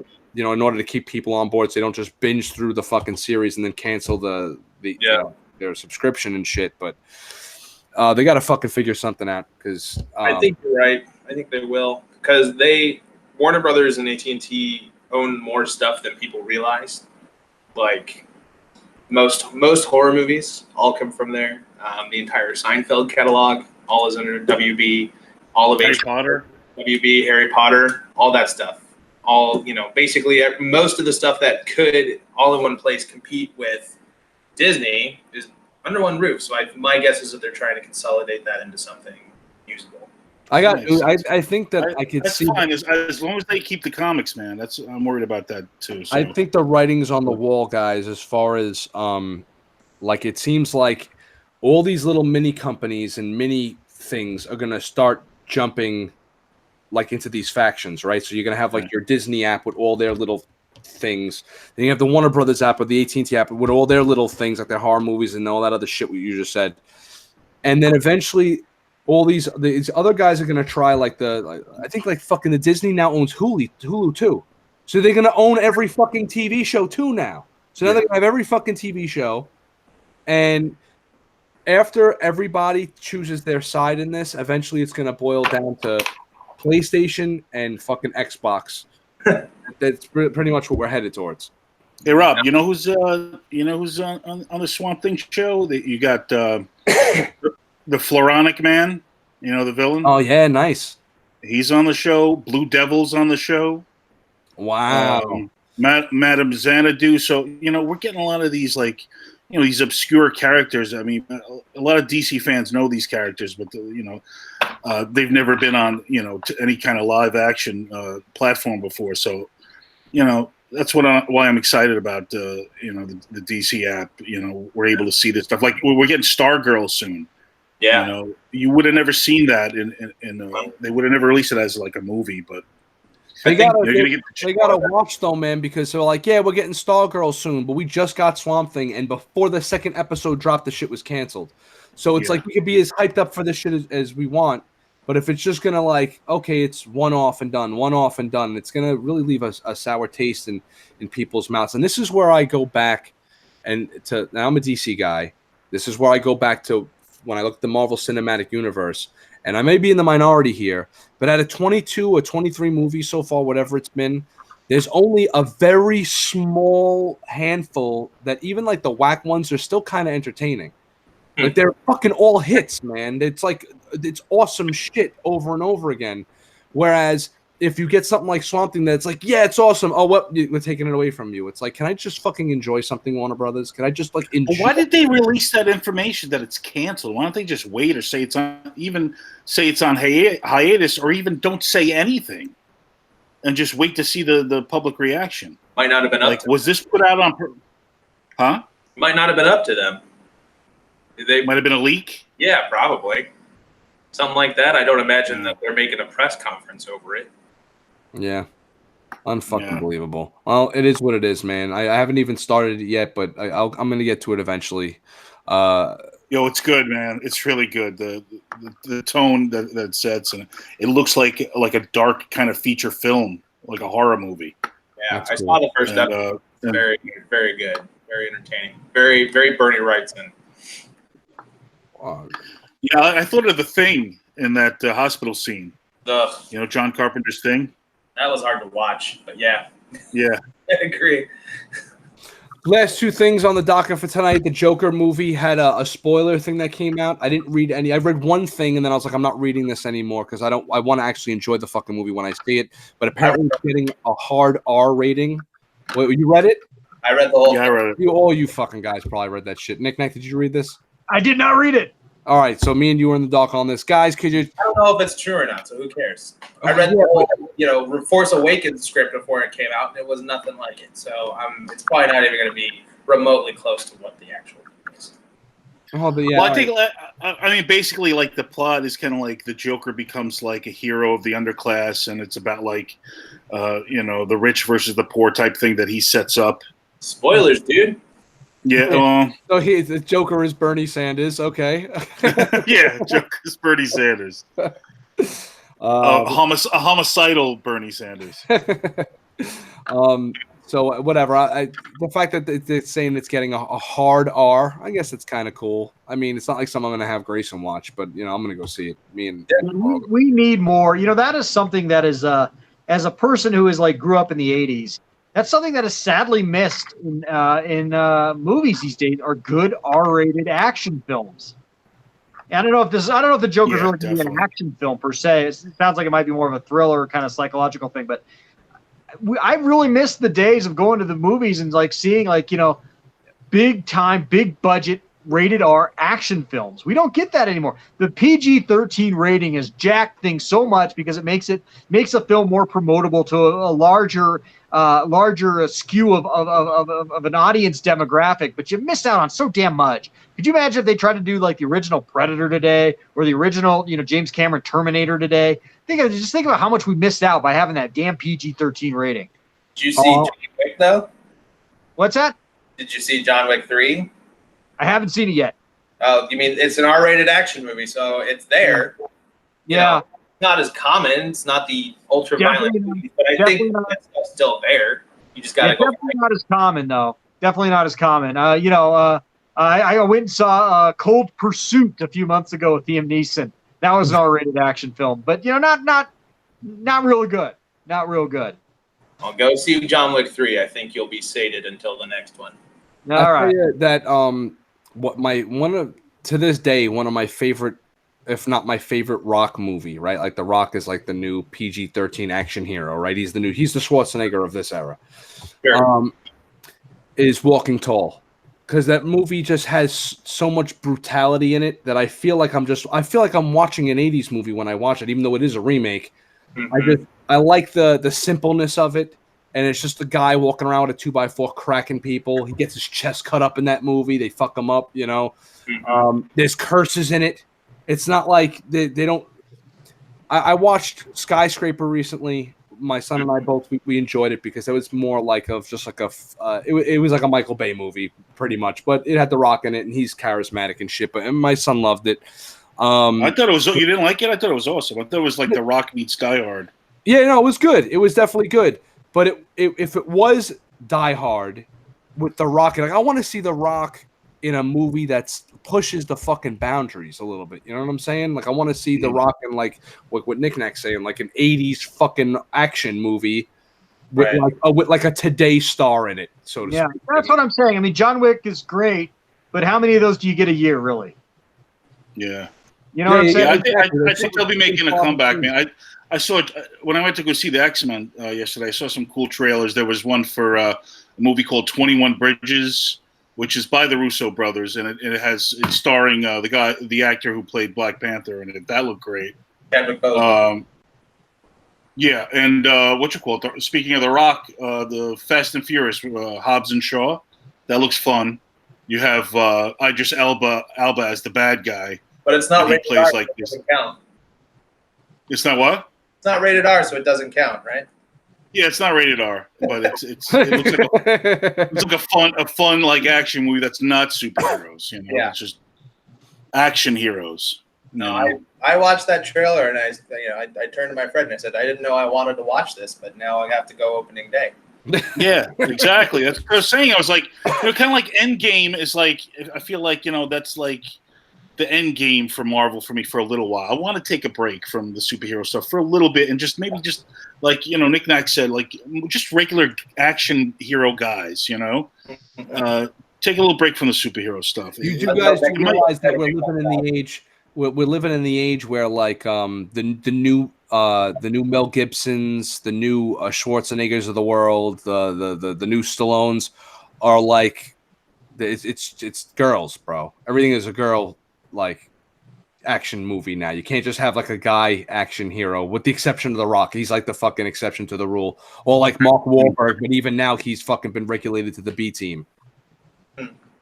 But and the only girl I believe in any of those roles is the girl from Live, Die, Repeat. That was a good action movie. That's an amazing fucking action movie. Emily Blunt is who you're thinking of. Emily Blunt, she's fucking awesome. Yeah, she's great. That movie is really good, and it's called Edge of Tomorrow, even though the marketing made you think. It was Live, Die, Repeat for like 2 or 3 months, though, right? Yeah, That's what the posters and that's all they kept saying. But it's called Edge of Tomorrow. That bugs me that people keep thinking it's Live Die Repeat. That's what they should have just called it. But I understand the idea behind calling it Edge of Tomorrow. Like I get it, but that there's just an authentic cheesiness that's cool about Live Die Repeat. It's just a cool fucking sounding 3 words that just sound cool together. And that's why they kept promoting it that way. It's actually based on I think it's based on a Japanese comic book from a long time ago. They've been talking about a sequel, but I haven't heard anything lately. What would that sequel be? That movie's one of the few movies that has a very satisfying ending to it. Yeah, I don't need to see what that sequel is. I'm good with that right there. Was that movie rated R too? I don't know. Is that movie rated R? It was rated R. Right. Okay. I'm gonna have to let little man wait a few years before he sees that because I'd like to watch that with him, but he's still too young. I'm not gonna make the same mistakes my parents made, making me see Predator, and I was like fucking 4 years old in the theater. You know, he wants to see. I mean, look, it's all my. You know, they didn't. My mother's like, we didn't know any better. Me and your father, we just, you go. Like, I'm going to see this movie. Shut up, you're going to see it too, and that's the way it is. Yeah. But I saw a trailer for some Brad Pitt kind of astronaut science fiction movie, and I was like, what is this, like Interstellar or something? I don't know. It looked kind of interesting, but yeah. I'm looking forward to different same shit with horror movies nowadays, though. Too. Somebody in the chat wrote something about 80s horror. Even new age horror movies are not really even rated R. They're like fucking PG-13 horror movies. And to me, it's just defeats the purpose of a horror movie, which is why I absolutely love, Rob Zombie and not anything he does, but most of the things he does, because he's just brutal and pushes the fucking. He just pushes it as hard and as far as you can possibly go. Speaking of horror, did you see Hereditary? No. What is that? Oh man, it's a really good horror movie. It's a slow burn, but it's creepy as fuck. It's really good. I definitely recommend it. I know that Black Mirror came out this week. They only have 3 episodes this season, so I'll be watching one of those tonight. I hear they're really good, but how do you fucking only have a season come out with only 3 episodes? It's like because they're so quality over quantity. No, they're cool, so good. But you gotta give me 7 to 10 episodes, man. I mean, it's funny. We were complaining about the Marvel shows being too long at 13 episodes, and we were like, just cut it down to 6 and give me 6 bangers. But now we're down to 3. It's like, can we bump it up just a little bit more? Like, the fuck? That's a very British sensibility to your shows. All the Sherlock shows were 3 episodes long, but they're an hour and a half to 2 hours. So they do mini series. Yeah, they tell the story and that's it. And I'm honestly in favor of that. I think that's one of my biggest issues with comic books and floppies and stuff is that you're in a perpetual state of the second act. You have your beginning, which is your origin story. Batman's parents get shot, and then from then till now, you're in second act. You're in the middle part of Batman's life. You don't get to see the end. And obviously, Dark Knight Returns and things like that are all one-off stories that are different. But that, I don't know. Second act is fun and it's necessary for your story, but shit's supposed to end. That's how it's supposed to go. Iron Man said part of the journey is the end, and that's why I enjoyed Endgame so much, because it ended. Yeah, as far as heroes go, it's funny you mention that, because the comics like Batman, X-Men, Spider-Man, I like being in the second act with those heroes.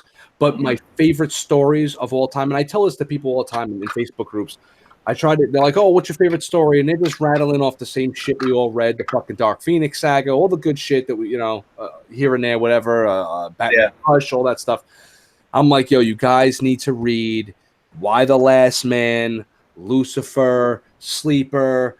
And they look at me like, and I'm like, no, you guys don't understand like this. Those are perfect stories. Those are my favorite stories. Have that beginning, middle, and end, man. They're bookends. The same way. It's one of my favorite books.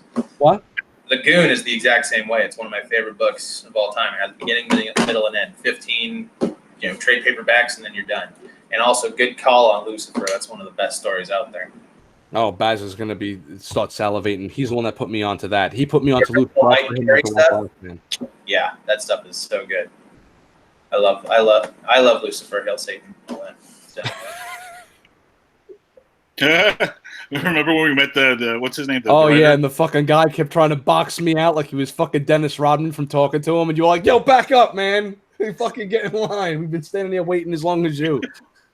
These fucking cons. They would, Mike Carey. Oh my god! Wow. I would always have a rage out at New York Comic Con because it was just so friggin' crowded.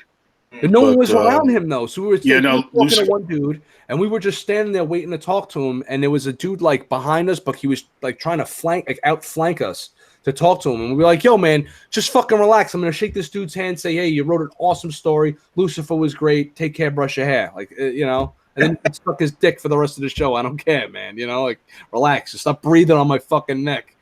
Yeah. Yeah. San Diego Comic-Con, man. We're just about a month out. Are you gonna be there? Yes, I will be there. Nice. That's awesome.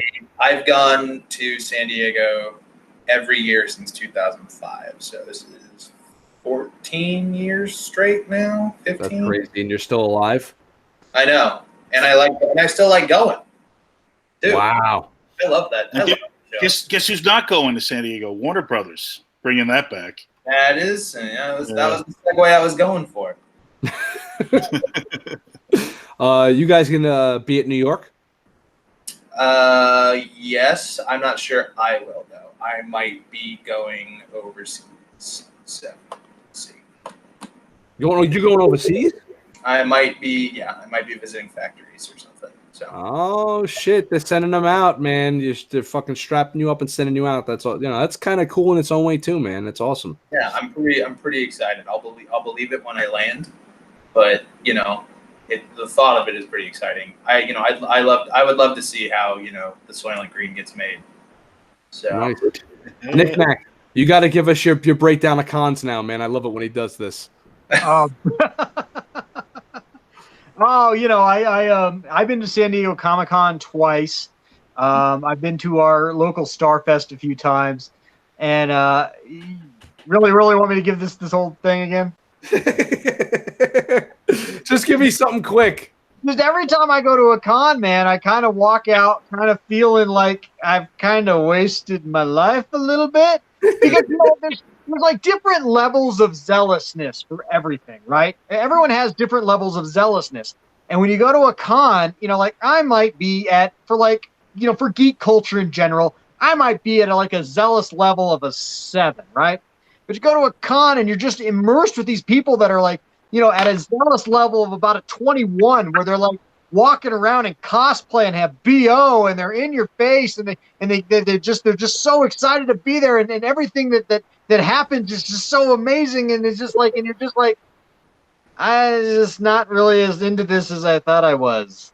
And that's how I always end up leaving a con, kind of. You got to go there as Plastic Planet. That's the fucking problem. You got to roll up as Nick Nack and start, interviewing these cosplayers and throwing your weight around, man.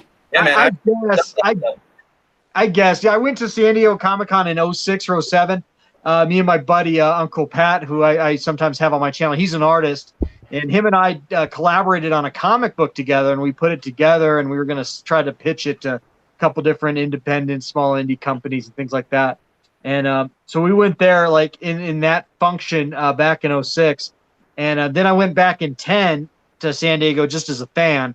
And, so I've kind of had it from both different perspectives a little bit. But, yeah, at the same time, I just there's just sometimes it's just people are just a little too, I don't know. It's sort of funny, but it's like. Do you find this for the local cons too? Like in the smaller cons? Yeah, I do. People at the Starfests and things like that come through. It's just, there's just, like I said, there's just a certain level of zealousness. And I realize that I'm just as much as I love this shit, I'm kind of like a closet geek more than I am an out of closet geek, I guess. Mm-hmm. I just like to keep this stuff kind of contained in my house, and I don't want to just I don't see the attraction of dressing up like a stormtrooper. First of all, I'd make a terrible stormtrooper, guys. I'm 5'6" and kind of dumpy. So come on, man, you'd be that's perfect. Luke Skywalker, isn't that your favorite character? And I don't want to body shame anybody. But I've seen pictures of like kind of like short, slightly overweight guys dressed up like scout troopers, and it's just not a good look. So that's the best part of this fandom, though, is that you get to enjoy it the way that you want, you know. And as long as your fandom doesn't affect somebody else's fandom, do whatever you want. Hey, absolutely. I'm not befronting anybody here. It's all good. But like I said, when I go to these things, it sort of like makes me feel like, yeah, I'm just not as into this as I thought I was. I guess I am. I don't know. Maybe. The only problems I have is like if it's overcrowded. It's a sham. I don't like that there's no deals anywhere. Like you can't really find any kind of deals on comics or figures that you can't find online. Go on the last day. That's a big problem. Yeah, go on the last. Yeah, the last day. You got to go the last day. But you got to go Sunday, right? Nick Nack, you might be against cosplay, but you're doing a pretty impressive Wilson from Home Improvement costume right now. Oh, shit. Dude, I am not against anything. Anything anybody wants to do is great. And you're right. As long as it doesn't hurt anybody else, it's great. And I'm not above anything. I'm not saying I'm above anything here, but it's not the flag. I don't know, man. I just, like standing in line for 45 minutes behind people who are dressed up in Star Trek cosplay, like passionately going over their fan fiction project that they're trying to pitch for their new Star Trek series. I don't know, you man. You are rolling with the wrong fucking crowd, bro. That's the problem. You're rolling with the wrong crowd. I mean, we've gone to Mad Cons together, me and Baz, and we're the type of dudes like. All right, I'll tell a quick Baz story here. He's wearing a Thor hat, right? And some dudes fucking like just haranguing him from behind on this line. These two guys are just like rubbing up on him, and he just turns around and he's like, "Yo, back the fuck up, man!" Right? And the guy's like, "Oh," I was like, "Calm down." I was like, "Calm down. You'll get a fucking seat." Nice. And then the guy goes, "I like your Thor hat." Oh man. I was like, "Yeah, whatever, yeah." I love all man. that stuff. It's great being part of that community. I know you get reach. But then there. So what was that? That was what you call it for DC Classics, right? That was we were online to do the Matty Collector fucking sit down. That was the same con where I turned into Braveheart and I was like, "This is bullshit," and I was trying to rile up the fucking the crowd and shit. Well, that was the panel with a guy who was dressed as Super Mario. Yep. Like raised his hand and he goes, "Do you think they'll make a Swamp Thing?" And your wife looks at us and just starts cracking up. It's like Super Mario asking about Swamp Thing toys. See, man, that's the only place Swamp Thing. But that's the only place you can see that. It makes for great fucking stories, man. That's the magic, man. That's the know? It's not necessarily making fun of the person. It's the situation and the crazy shit that goes on around you, you know? Yeah, Hey, man, I'm not the only person that's ever noticed the hygiene issue at a con. Oh, no, that's all completely fucking... We all know that. I mean, come on. It's implied, man. There's also beautiful women dressed like Wonder Woman, dude. True enough. But I mean, come on, guys. I mean, like, I made a video about this a couple months back talking about this. Like, look, guys, I consider myself a real immersed person. I do a lot of things. I've been to Major League Baseball games. I've been to NFL games over the years. I've been to several metal concerts, Iron Maiden, Judas Priest, White Snake, you name it. I've been to tons of this shit over the years, and I've also been to cons. And I've never gone to any large venue, overly populated, scrunched in, close with a bunch of people thing where the people that I'm with have, in general, a lot of very poor hygiene that you experienced at cons. You don't get that at metal concerts. You don't get that at an NFL game. But I tell you what, you go to a con and you just can kind of smell it, guys. I'm sorry. Dude, listen, for me, it's a small price to pay to kiss Ursa and to meet Flash Gordon. Oh no, it's all epic, dude. It's all epic, no doubt. I'm just saying. You got it. That's. Baz and I, we did a lot of the smaller cons. New York Comic Con lost its magic for a while with us, and we were doing the Wizard World cons when they were still in New York before New York Comic Con kind of just took over, and we were like, "We're going to be the only con in town." Now you got to go to like Philadelphia for Wizard World. But the Wizard World cons are just much better in that for dealers, and I guess for the other side, for the non-fan side, because they happen to be smaller, and there's not like these giant fucking big ass companies there. It's I guess it's for like vendors, it's not as good. But you could walk around, and you could do this and not hit anybody in the face. Like when I met you, Kyle, when we were at Toy Fair, it's like there's a lot of people, but there's really not a lot of people where you feel like you're being fucking strangled when you're walking around. Sure, but that was an industry show. Right. But the Wizard World shows were like that. Like we were able to walk around. Like Baz, we walked up to what's her face, Jasmine St. Clair, and started talking to her, the porn actress. Yeah. You were just able to walk around and what? I remember the cafeteria we went to. Like me and you were just like standing there shocked. We're like, yo, on the cafeteria line was next to us was the WWE Divas and the singer Taylor Dane. Yeah, like what a combination. But yeah, they were just walking around, hanging out around us, and we were like, yo, they're not that fine, right? We were like, yo, they're really not that good looking in person. I get it, guys. When I was at San Diego Comic-Con, I was in the Diamond Select area, looking at some merch, and standing right in front of me was Nichelle Nichols. And I was like, wow. Yeah. That was just amazing to me. I get the experience. I'm not shitting on the experience. I'm just saying, hey, guys. Yes, you are. You're shitting on it, man. You hate humanity. I'm just saying that stormtrooper costume looks expensive. You can also get some right guard to go with it. Yo, this is what you got to do, bro. You got to get a lot of fucking take a couple of $100, get a bunch of fucking right guard sticks, and slap fucking Nick Nack's Plastic Planet on the label, right? And then just hand that shit out at the cons. Yo, Nick Nack, you just need to go to conventions with like nose plugs, bro. Just up your nose, and you'll be fine. That's your whole problem. That's your problem. And yeah, you've been to cons before. How many times do we have to teach you this lesson, old man? I guess so, man. I guess so, dude. I guess so. I've also worked cons too. I worked the Starfest here in town like twice. Had a booth when we were trying to market a comic book. Had a booth, so I've really been submersed from both sides of the table, so to speak, whether being an exhibitor or being just a fan. So I've been well versed in them. I've spent a lot of time at them. You can tell that you and me both, man. Nick Nack does have a point, though. I'm not trying to shit on the community, but he does have a point. A lot of these people, you can call them mouth. Me and Baz call them mouth breathers, right? What do you mean, you people? What do you mean, you people? You motherfuckers, shower. They give a bad name to like the other half of the community, and it's and I see a lot of things online of like guys saying like, oh, here's my girlfriend, and it's like a blank fucking picture. It's like a picture with nothing in it.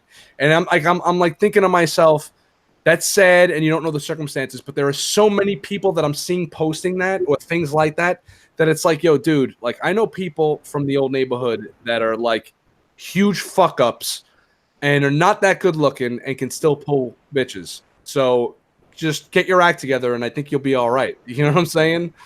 Like, shaving the neck beard and showering goes a long way. I'm just gonna whatever. It's not just saying. It's not just at cons either. It's not just at cons.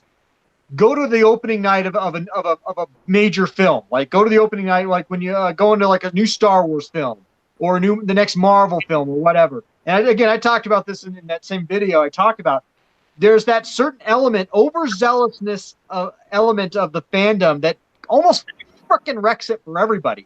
Those are the numbskulls at a Star Wars movie that the moment the opening crawl flies across the screen, they're waving goddamn lightsabers in the air. Woo!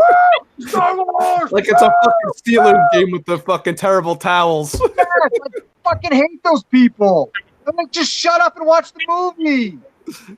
Oh man, you're a sour old grapes, man. Totally. You're turning into. Are you sure you're not like 63 and Dude, 73? Brother, it's a movie, not a goddamn sporting event, man. I think nowadays that these movies are such big events that it's all. Look, when Whitesnake comes out, do you go? No. I want to hear the song. No, but that's different. It's different. That's a concert. It's already so freaking loud. No, when you sit down to watch a movie, you're paying a lot of money, guys. You're paying a lot of money. You brought the family. You're $100 vested in this, man. You just want to be able to enjoy the movie as it's meant to be seen, not with some asshole's lightsaber waving in your goddamn face. Just saying. I'll tell you that I half agree and half disagree. I think that opening credits, like the 20th Century Fox during a Star Wars movie that you're not getting anymore, I think that's okay to clap. And I think at the end of a movie, when the credits finally come up, those are two fine. But as soon as that dialogue kicks in or that music kicks in, or the as soon as the crawl's over, not even the crawl, like the clap and then the crawl starts and shut the fuck up until the credits roll. Agreed. Agreed. Yay, we're all excited. Yay, we liked it. Take care, brush your hair. Well, Nick, now you know how Kylo Ren felt having a lightsaber shoved in his face, man. I gotta be everyone. Hey, man, if I'm the sour grapes guy tonight, that's fine. That's fine. I can be the sour grapes guy. Sour grapes is wine, man. You guys, do you guys have anything else you want to address this week? Before it's the 72nd birthday of Robert Englund yesterday. Oh yeah. So get the Freddy's old Freddy figure that we worked on together over here. Nice, look at that thing. That's a Cryptozoic. Yeah, so this is the Hot Topic exclusive version that just came out. It's pretty rad. Fun story. One of my pals, Austin Haynes, is a big horror guy, and he sort of introduced me to the entire kind of horror lineup or whatever. And so we were looking for people to work on kind of horror figures, and I suggested my pal Austin, who's an amazing illustrator. His name, like I said, Austin Haynes. He's at Haynes Art on Instagram, and he designed these Freddy figures, and these were all then sculpted by this guy named John Muniz, who worked at Cryptozoic as well, and he's an amazing sculptor and a very nice guy as well. So this was kind of one of the first professional collaborations of my longtime friend Austin, and I'm very proud of him. And he will never accept credit or post about this or whatever, but more people should know about his work. And so I am very proud to say that Austin and I did these pieces together. That's fucking awesome. Nice. He's a good guy. Do you have any particular favorite Robert Englund? Introduction to Robert Englund was actually the V miniseries on NBC. I was waiting for Nick Nack to actually bring up V. I knew one of you fucking guys was going to do it. That's awesome. I don't remember that, but I think you're right. Yeah, he was in that. Yep. Yeah. Yes, he was. Because I remember being a kid and being like. So he played like the kind-hearted alien on that show. That's right. Yeah, all I know is that dude scared the shit out of me. That's all I know. For him to I just know that first movie's great. That guy, I'm never used to seeing that guy without his face looking like lasagna, man. He just scared the shit out of me. What can I say? He's terrifying, and he's been Freddy for years for a reason. Yeah. Recently though, he was the voice actor and motion capture for Scarecrow in Injustice 2. And it was amazing. It's really, really rad. Hey, that makes sense. That's perfect. You should check it out. I forgot about that. That's awesome. Yeah. It's cool that they got him to do it, You have a favorite Nightmare on Elm Street movie? Baz? I think 3's the best. 3's the best, probably. Dream Warriors, man. Has the best song, too, Dockin'. I was just going to say, that was like... Okay, that is my very favorite Freddy Krueger moment. Is in that video, because you got Dawkins slamming out with the Dream Warriors, and then Freddy, like at the end of the end of the video, he wakes up, he's like, oh, what a nightmare! That's the best Freddy scene ever. So deliciously cheesy, man. It's awesome. Kyle, you have a favorite Nightmare? It's cool because they could fight back against him. I think I like the first one the best. I think, when I saw it, it was only a couple years ago, because I only got into horror stuff pretty recently, and even now I'm kind of wary about it. But that first Nightmare on Elm Street, I'd never seen anything like that guy, and the way that guy moves, and the way he carries himself, and it was the first time I saw a guy really embody a whole character. I think the only person who's done it on a similar level recently is who's the guy who plays the new Pennywise, with the whole stuff he does with his eyes and the the smile and stuff. Like, I don't know. Seeing guys like Robert Skarsgård, thank you. Seeing those guys like be like true to form character actors and really like take ownership of that stuff makes me appreciate character actors more than your big time stars like that.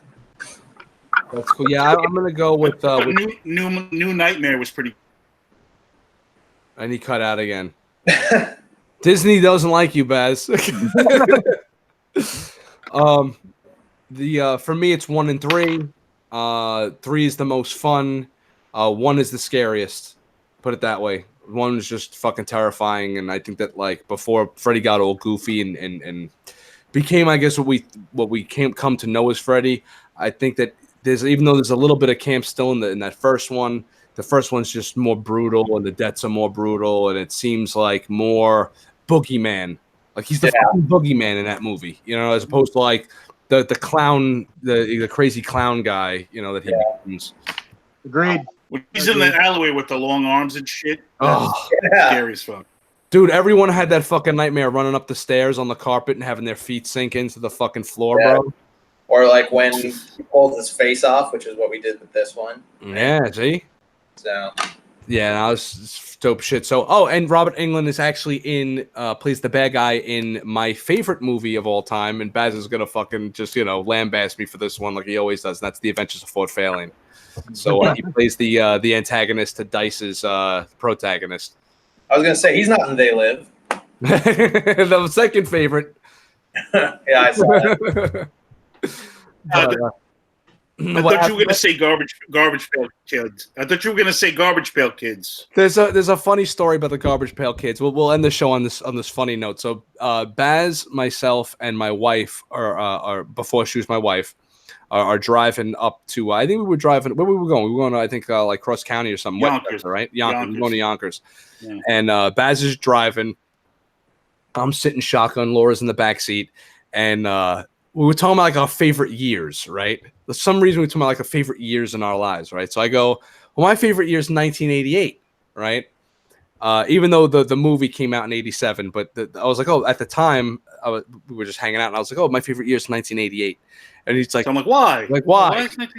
So I go, well, the first thing that comes to my mind is, well, that's the year the Garbage Pail Kids the movie premiered. So fucking. And then, so he says that, and then there's this fucking dead silence. I look back at his wife, his girlfriend at the time, and we just start laughing hysterical. I almost crashed the car. I'm swerving. I'm like, what the fuck, bro? That's your favorite year. That's the reason it's your favorite life. Wow. The Garbage Kid, if you would have said Godfather, Star Wars, something, Yeah, well, it's been nice being on this show, but I think I'm gonna have to sign off forever now. Nice knowing you, Rob. By the way, lose all my contacts. It was just made for a funny story. That's the year the Garbage Pail Kids came out. Hey guys, the tears were just streaming out of our fucking eyes, man. Oh my god! Not like it's the year I got my first blowjob or something. No, the year the Garbage Pail Kids came out. Yeah, the year I did my first fucking bit of mushrooms and tripped in the desert. Oh, Garbage Pail Kids. My son was born. No. Yeah, no. This was a while ago. Good, Big Nick. I was going to say, speaking of late 80s, guys, there is a 30th anniversary coming tomorrow, and this is one of many 30th anniversaries for motion pictures. 1989, the summer of 1989, for many respects, might have been one of the greatest 3 months in motion picture history. You had a plethora of amazing sequels come out, including the original Batman 89 came out as well in that summer, obviously. But there was one film in particular going back 30 years ago that I was most excited to see that summer. This was the most anticipated movie for me probably since Return of the Jedi. I was so excited that I went and I spent my hard-earned lawn mowing money on a nice crisp magazine media guide that I was looking for tonight. I couldn't find it. This was the first time and the last time, I might mind you, that I actually read the novelization prior to the movie even coming out. And that is, of course, I'm talking about Star Trek V, The Final Frontier. Oh, convinced my father, who is completely the most unlike geek culture guy ever, to take me to this movie. And I have to admit, the novel is actually incredibly better than the film itself. This was actually my first pass at becoming, having an extremely disappointing moment from a movie. Was this? It was the summer between my 7th and 8th grade years, going to see Star Trek V in the theaters. Not that it was like a horrible movie, but it was incredibly disappointing, especially considering the other fare that came out that summer, including Indiana Jones and the Last Crusade, Ghostbusters 2, Batman, The Abyss, and others. So anyway, I just want to make note, tomorrow is the 30th anniversary of Star Trek V, The Final Frontier. Didn't Leonard Nimoy direct? No. This is the one film that actually the Shat directed. Shatner directed. Oh, Shatner directed. Okay. Yes. So I had big hopes for this, knowing that. I'm like, well, Shatner's not going to F this up. And sure enough, well, they tried to play a little bit too much on the comedic elements that you saw in Star Trek 4, but the jokes instead this time really fell flat. There was a whole, the whole main story was sort of a search for God kind of thing, with Spock's half-brother, Sybok, which really didn't make a lot of sense. There was a complete Star Wars ripoff of a cantina scene on the far neutral zone planet of Nimbus 3 that just didn't quite come together. And the special effects that were not handled by ILM, they were actually handled by a third-party studio, and they looked like a wreck. So I think that's the main problem of the film, is like how the effects and the way it was shot. I think the idea was kind of cool. I think it looked like shit. It looked cheap. It didn't look like a feature film. Yeah, there's a story that William Shatner told about this film years later, because he of course directed it, where they were supposed to have like an army of rock men in the movie. And actually, the film Galaxy Quest actually pays homage to this, what they were going for. They wanted this army, or Shatner wanted this army of rock men in the movie. And the studio, he initially asked for like 20 rock men. The studio came back and said, we can't do 20, can we do 15? And Shatner's like, okay, we can do 15. And then later on, as they got further into filming and the budgets came out, the studio came out, we can't do 15, can you do 5?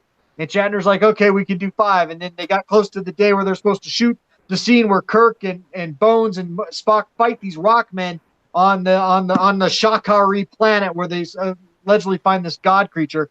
The studio comes back and says, we can't do any, can you do 1? And then they just cut the whole scene out. So that's one of the, I'm paraphrasing that. That's not entirely accurate, but that's kind of what I heard. This movie was just very limited, very pigeon-toed, I guess, by the studio, which is unfortunate.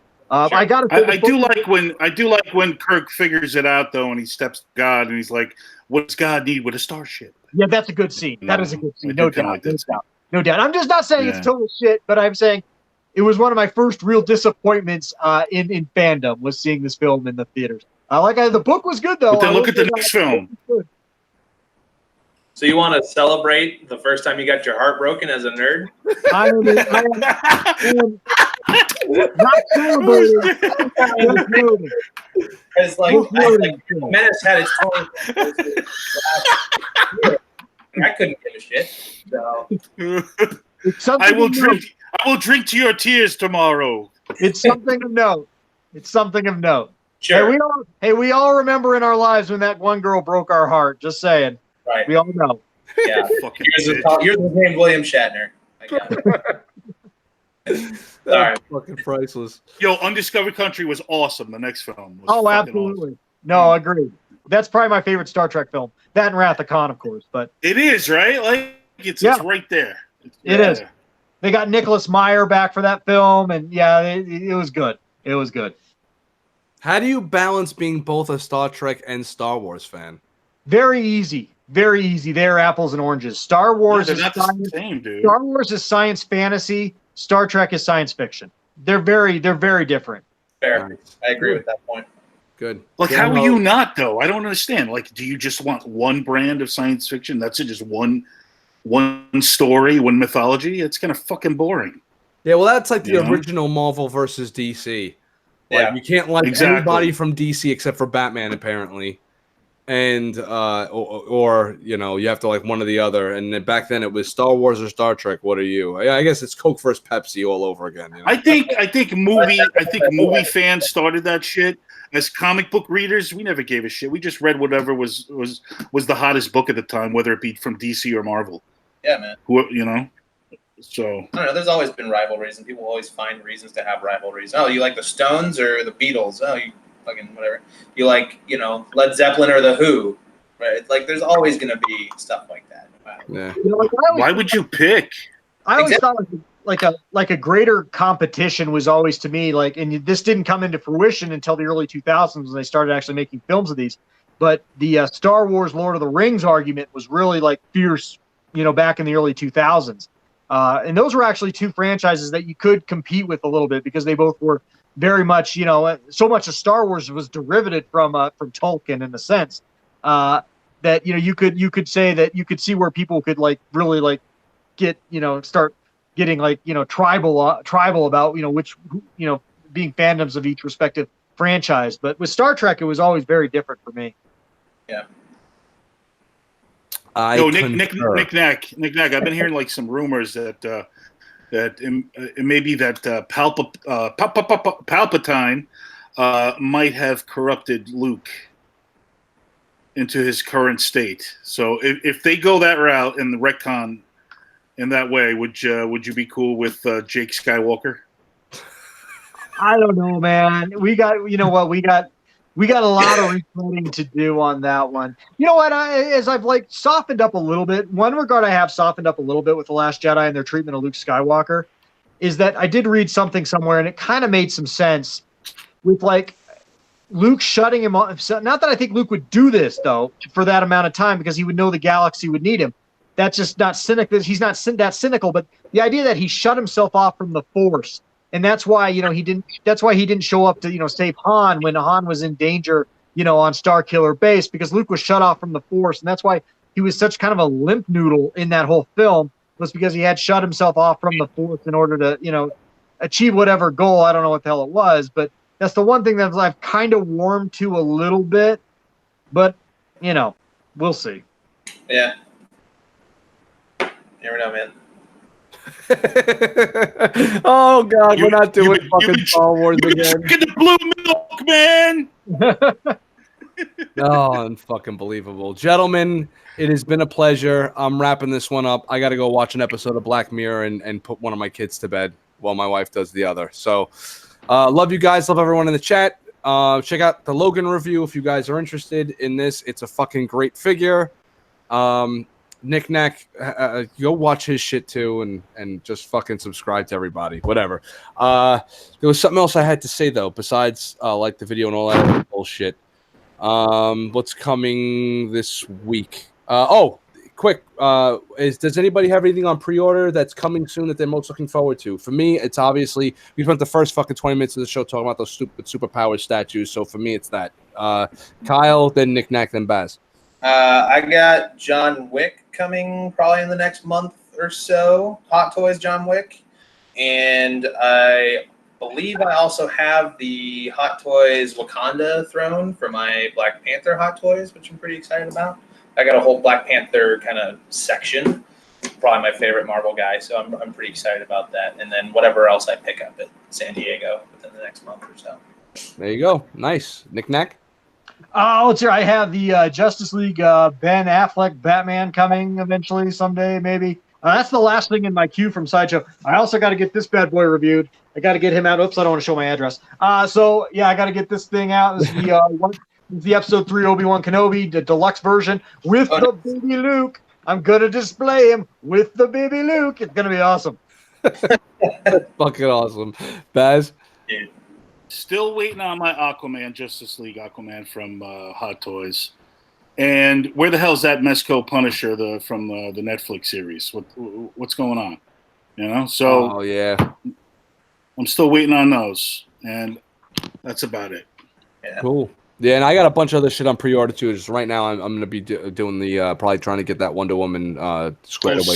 Sovereign Batman. Is it Sovereign? Oh, the blue Sovereign. Yeah, here he is. Here's the black one. I got him all beat up as if he, went toe to toe with Logan here. I have the Nice, blue one. yeah. You have the what? The previews blue one. Oh, the blue one. Yeah. The one I picked up. Awesome. If he's Yeah. let me tell you something, guys. If he's anything like this, he's gonna be a fucking amazing. He's gonna be the Batman to have. It could be the same thing. So Yeah. Well, I know sometimes they do shit with like the fucking vinyl or whatever, you know. Like this is just all pretty much cloth and shit, so you don't gotta have to worry about like posing and stuff. But I actually have a cape. I went and got a custom cape for this. I know guys like, oh, we don't like custom capes because it doesn't really fall right. It doesn't fall. I'm like, fuck having it fall right. I want to pose them and have that shit blowing in the fucking wind and stuff and have them kind of coming down. So I got a guy on Instagram I ordered a custom cape for with wires and shit. I'm still waiting for that to be very cool. Right away.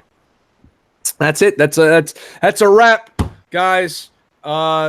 See you fucking next week. That's a wrap. We didn't even talk about that shit. I'm not fucking doing it. We're gonna have to push that to the following week. Next week, Admiral Akbar has a breakdown and cries. This week. It's coming soon. Everyone in the chat. Google it, you cocksuckers. Take it easy, guys. Oh, this is what I wanted to say. We're closing down the Red Cup Review Facebook page. That's what I had to say. Red Cup Review Facebook page is being closed down 100%, and we are moving everything over to the official Red Cup Review community, and that is getting a name change. But we can't change the name until we get everybody over. So if you guys haven't, I know Rob Just a Fan doesn't do Facebook, but anybody else, James, whoever, in the Kev, join the official Red Cup Review community on Facebook, because in 2 weeks I'm shutting down the official Red Cup Review page, and I'm going to make it more of a community where we can just post shit. I want everybody posting like funny memes and action figures and collections and shit like that. I'm noticing that over the last 2 days I've been posting specifically in that group, and I've gotten a better response than I've ever had through just having the other page. So fuck the other page. We're going to be closing. Yeah, I've been on Facebook more lately because I got banned from Twitter for 7 days for calling Miley Cyrus a fucking whore. So, you just can't fucking stop yourself. That's why I've been on Facebook more. You just can't stop yourself. All right, guys. Take care. Enjoy the rest of your weekend, guys. Have a fun Saturday night, and we'll see you next week. All right. See you guys.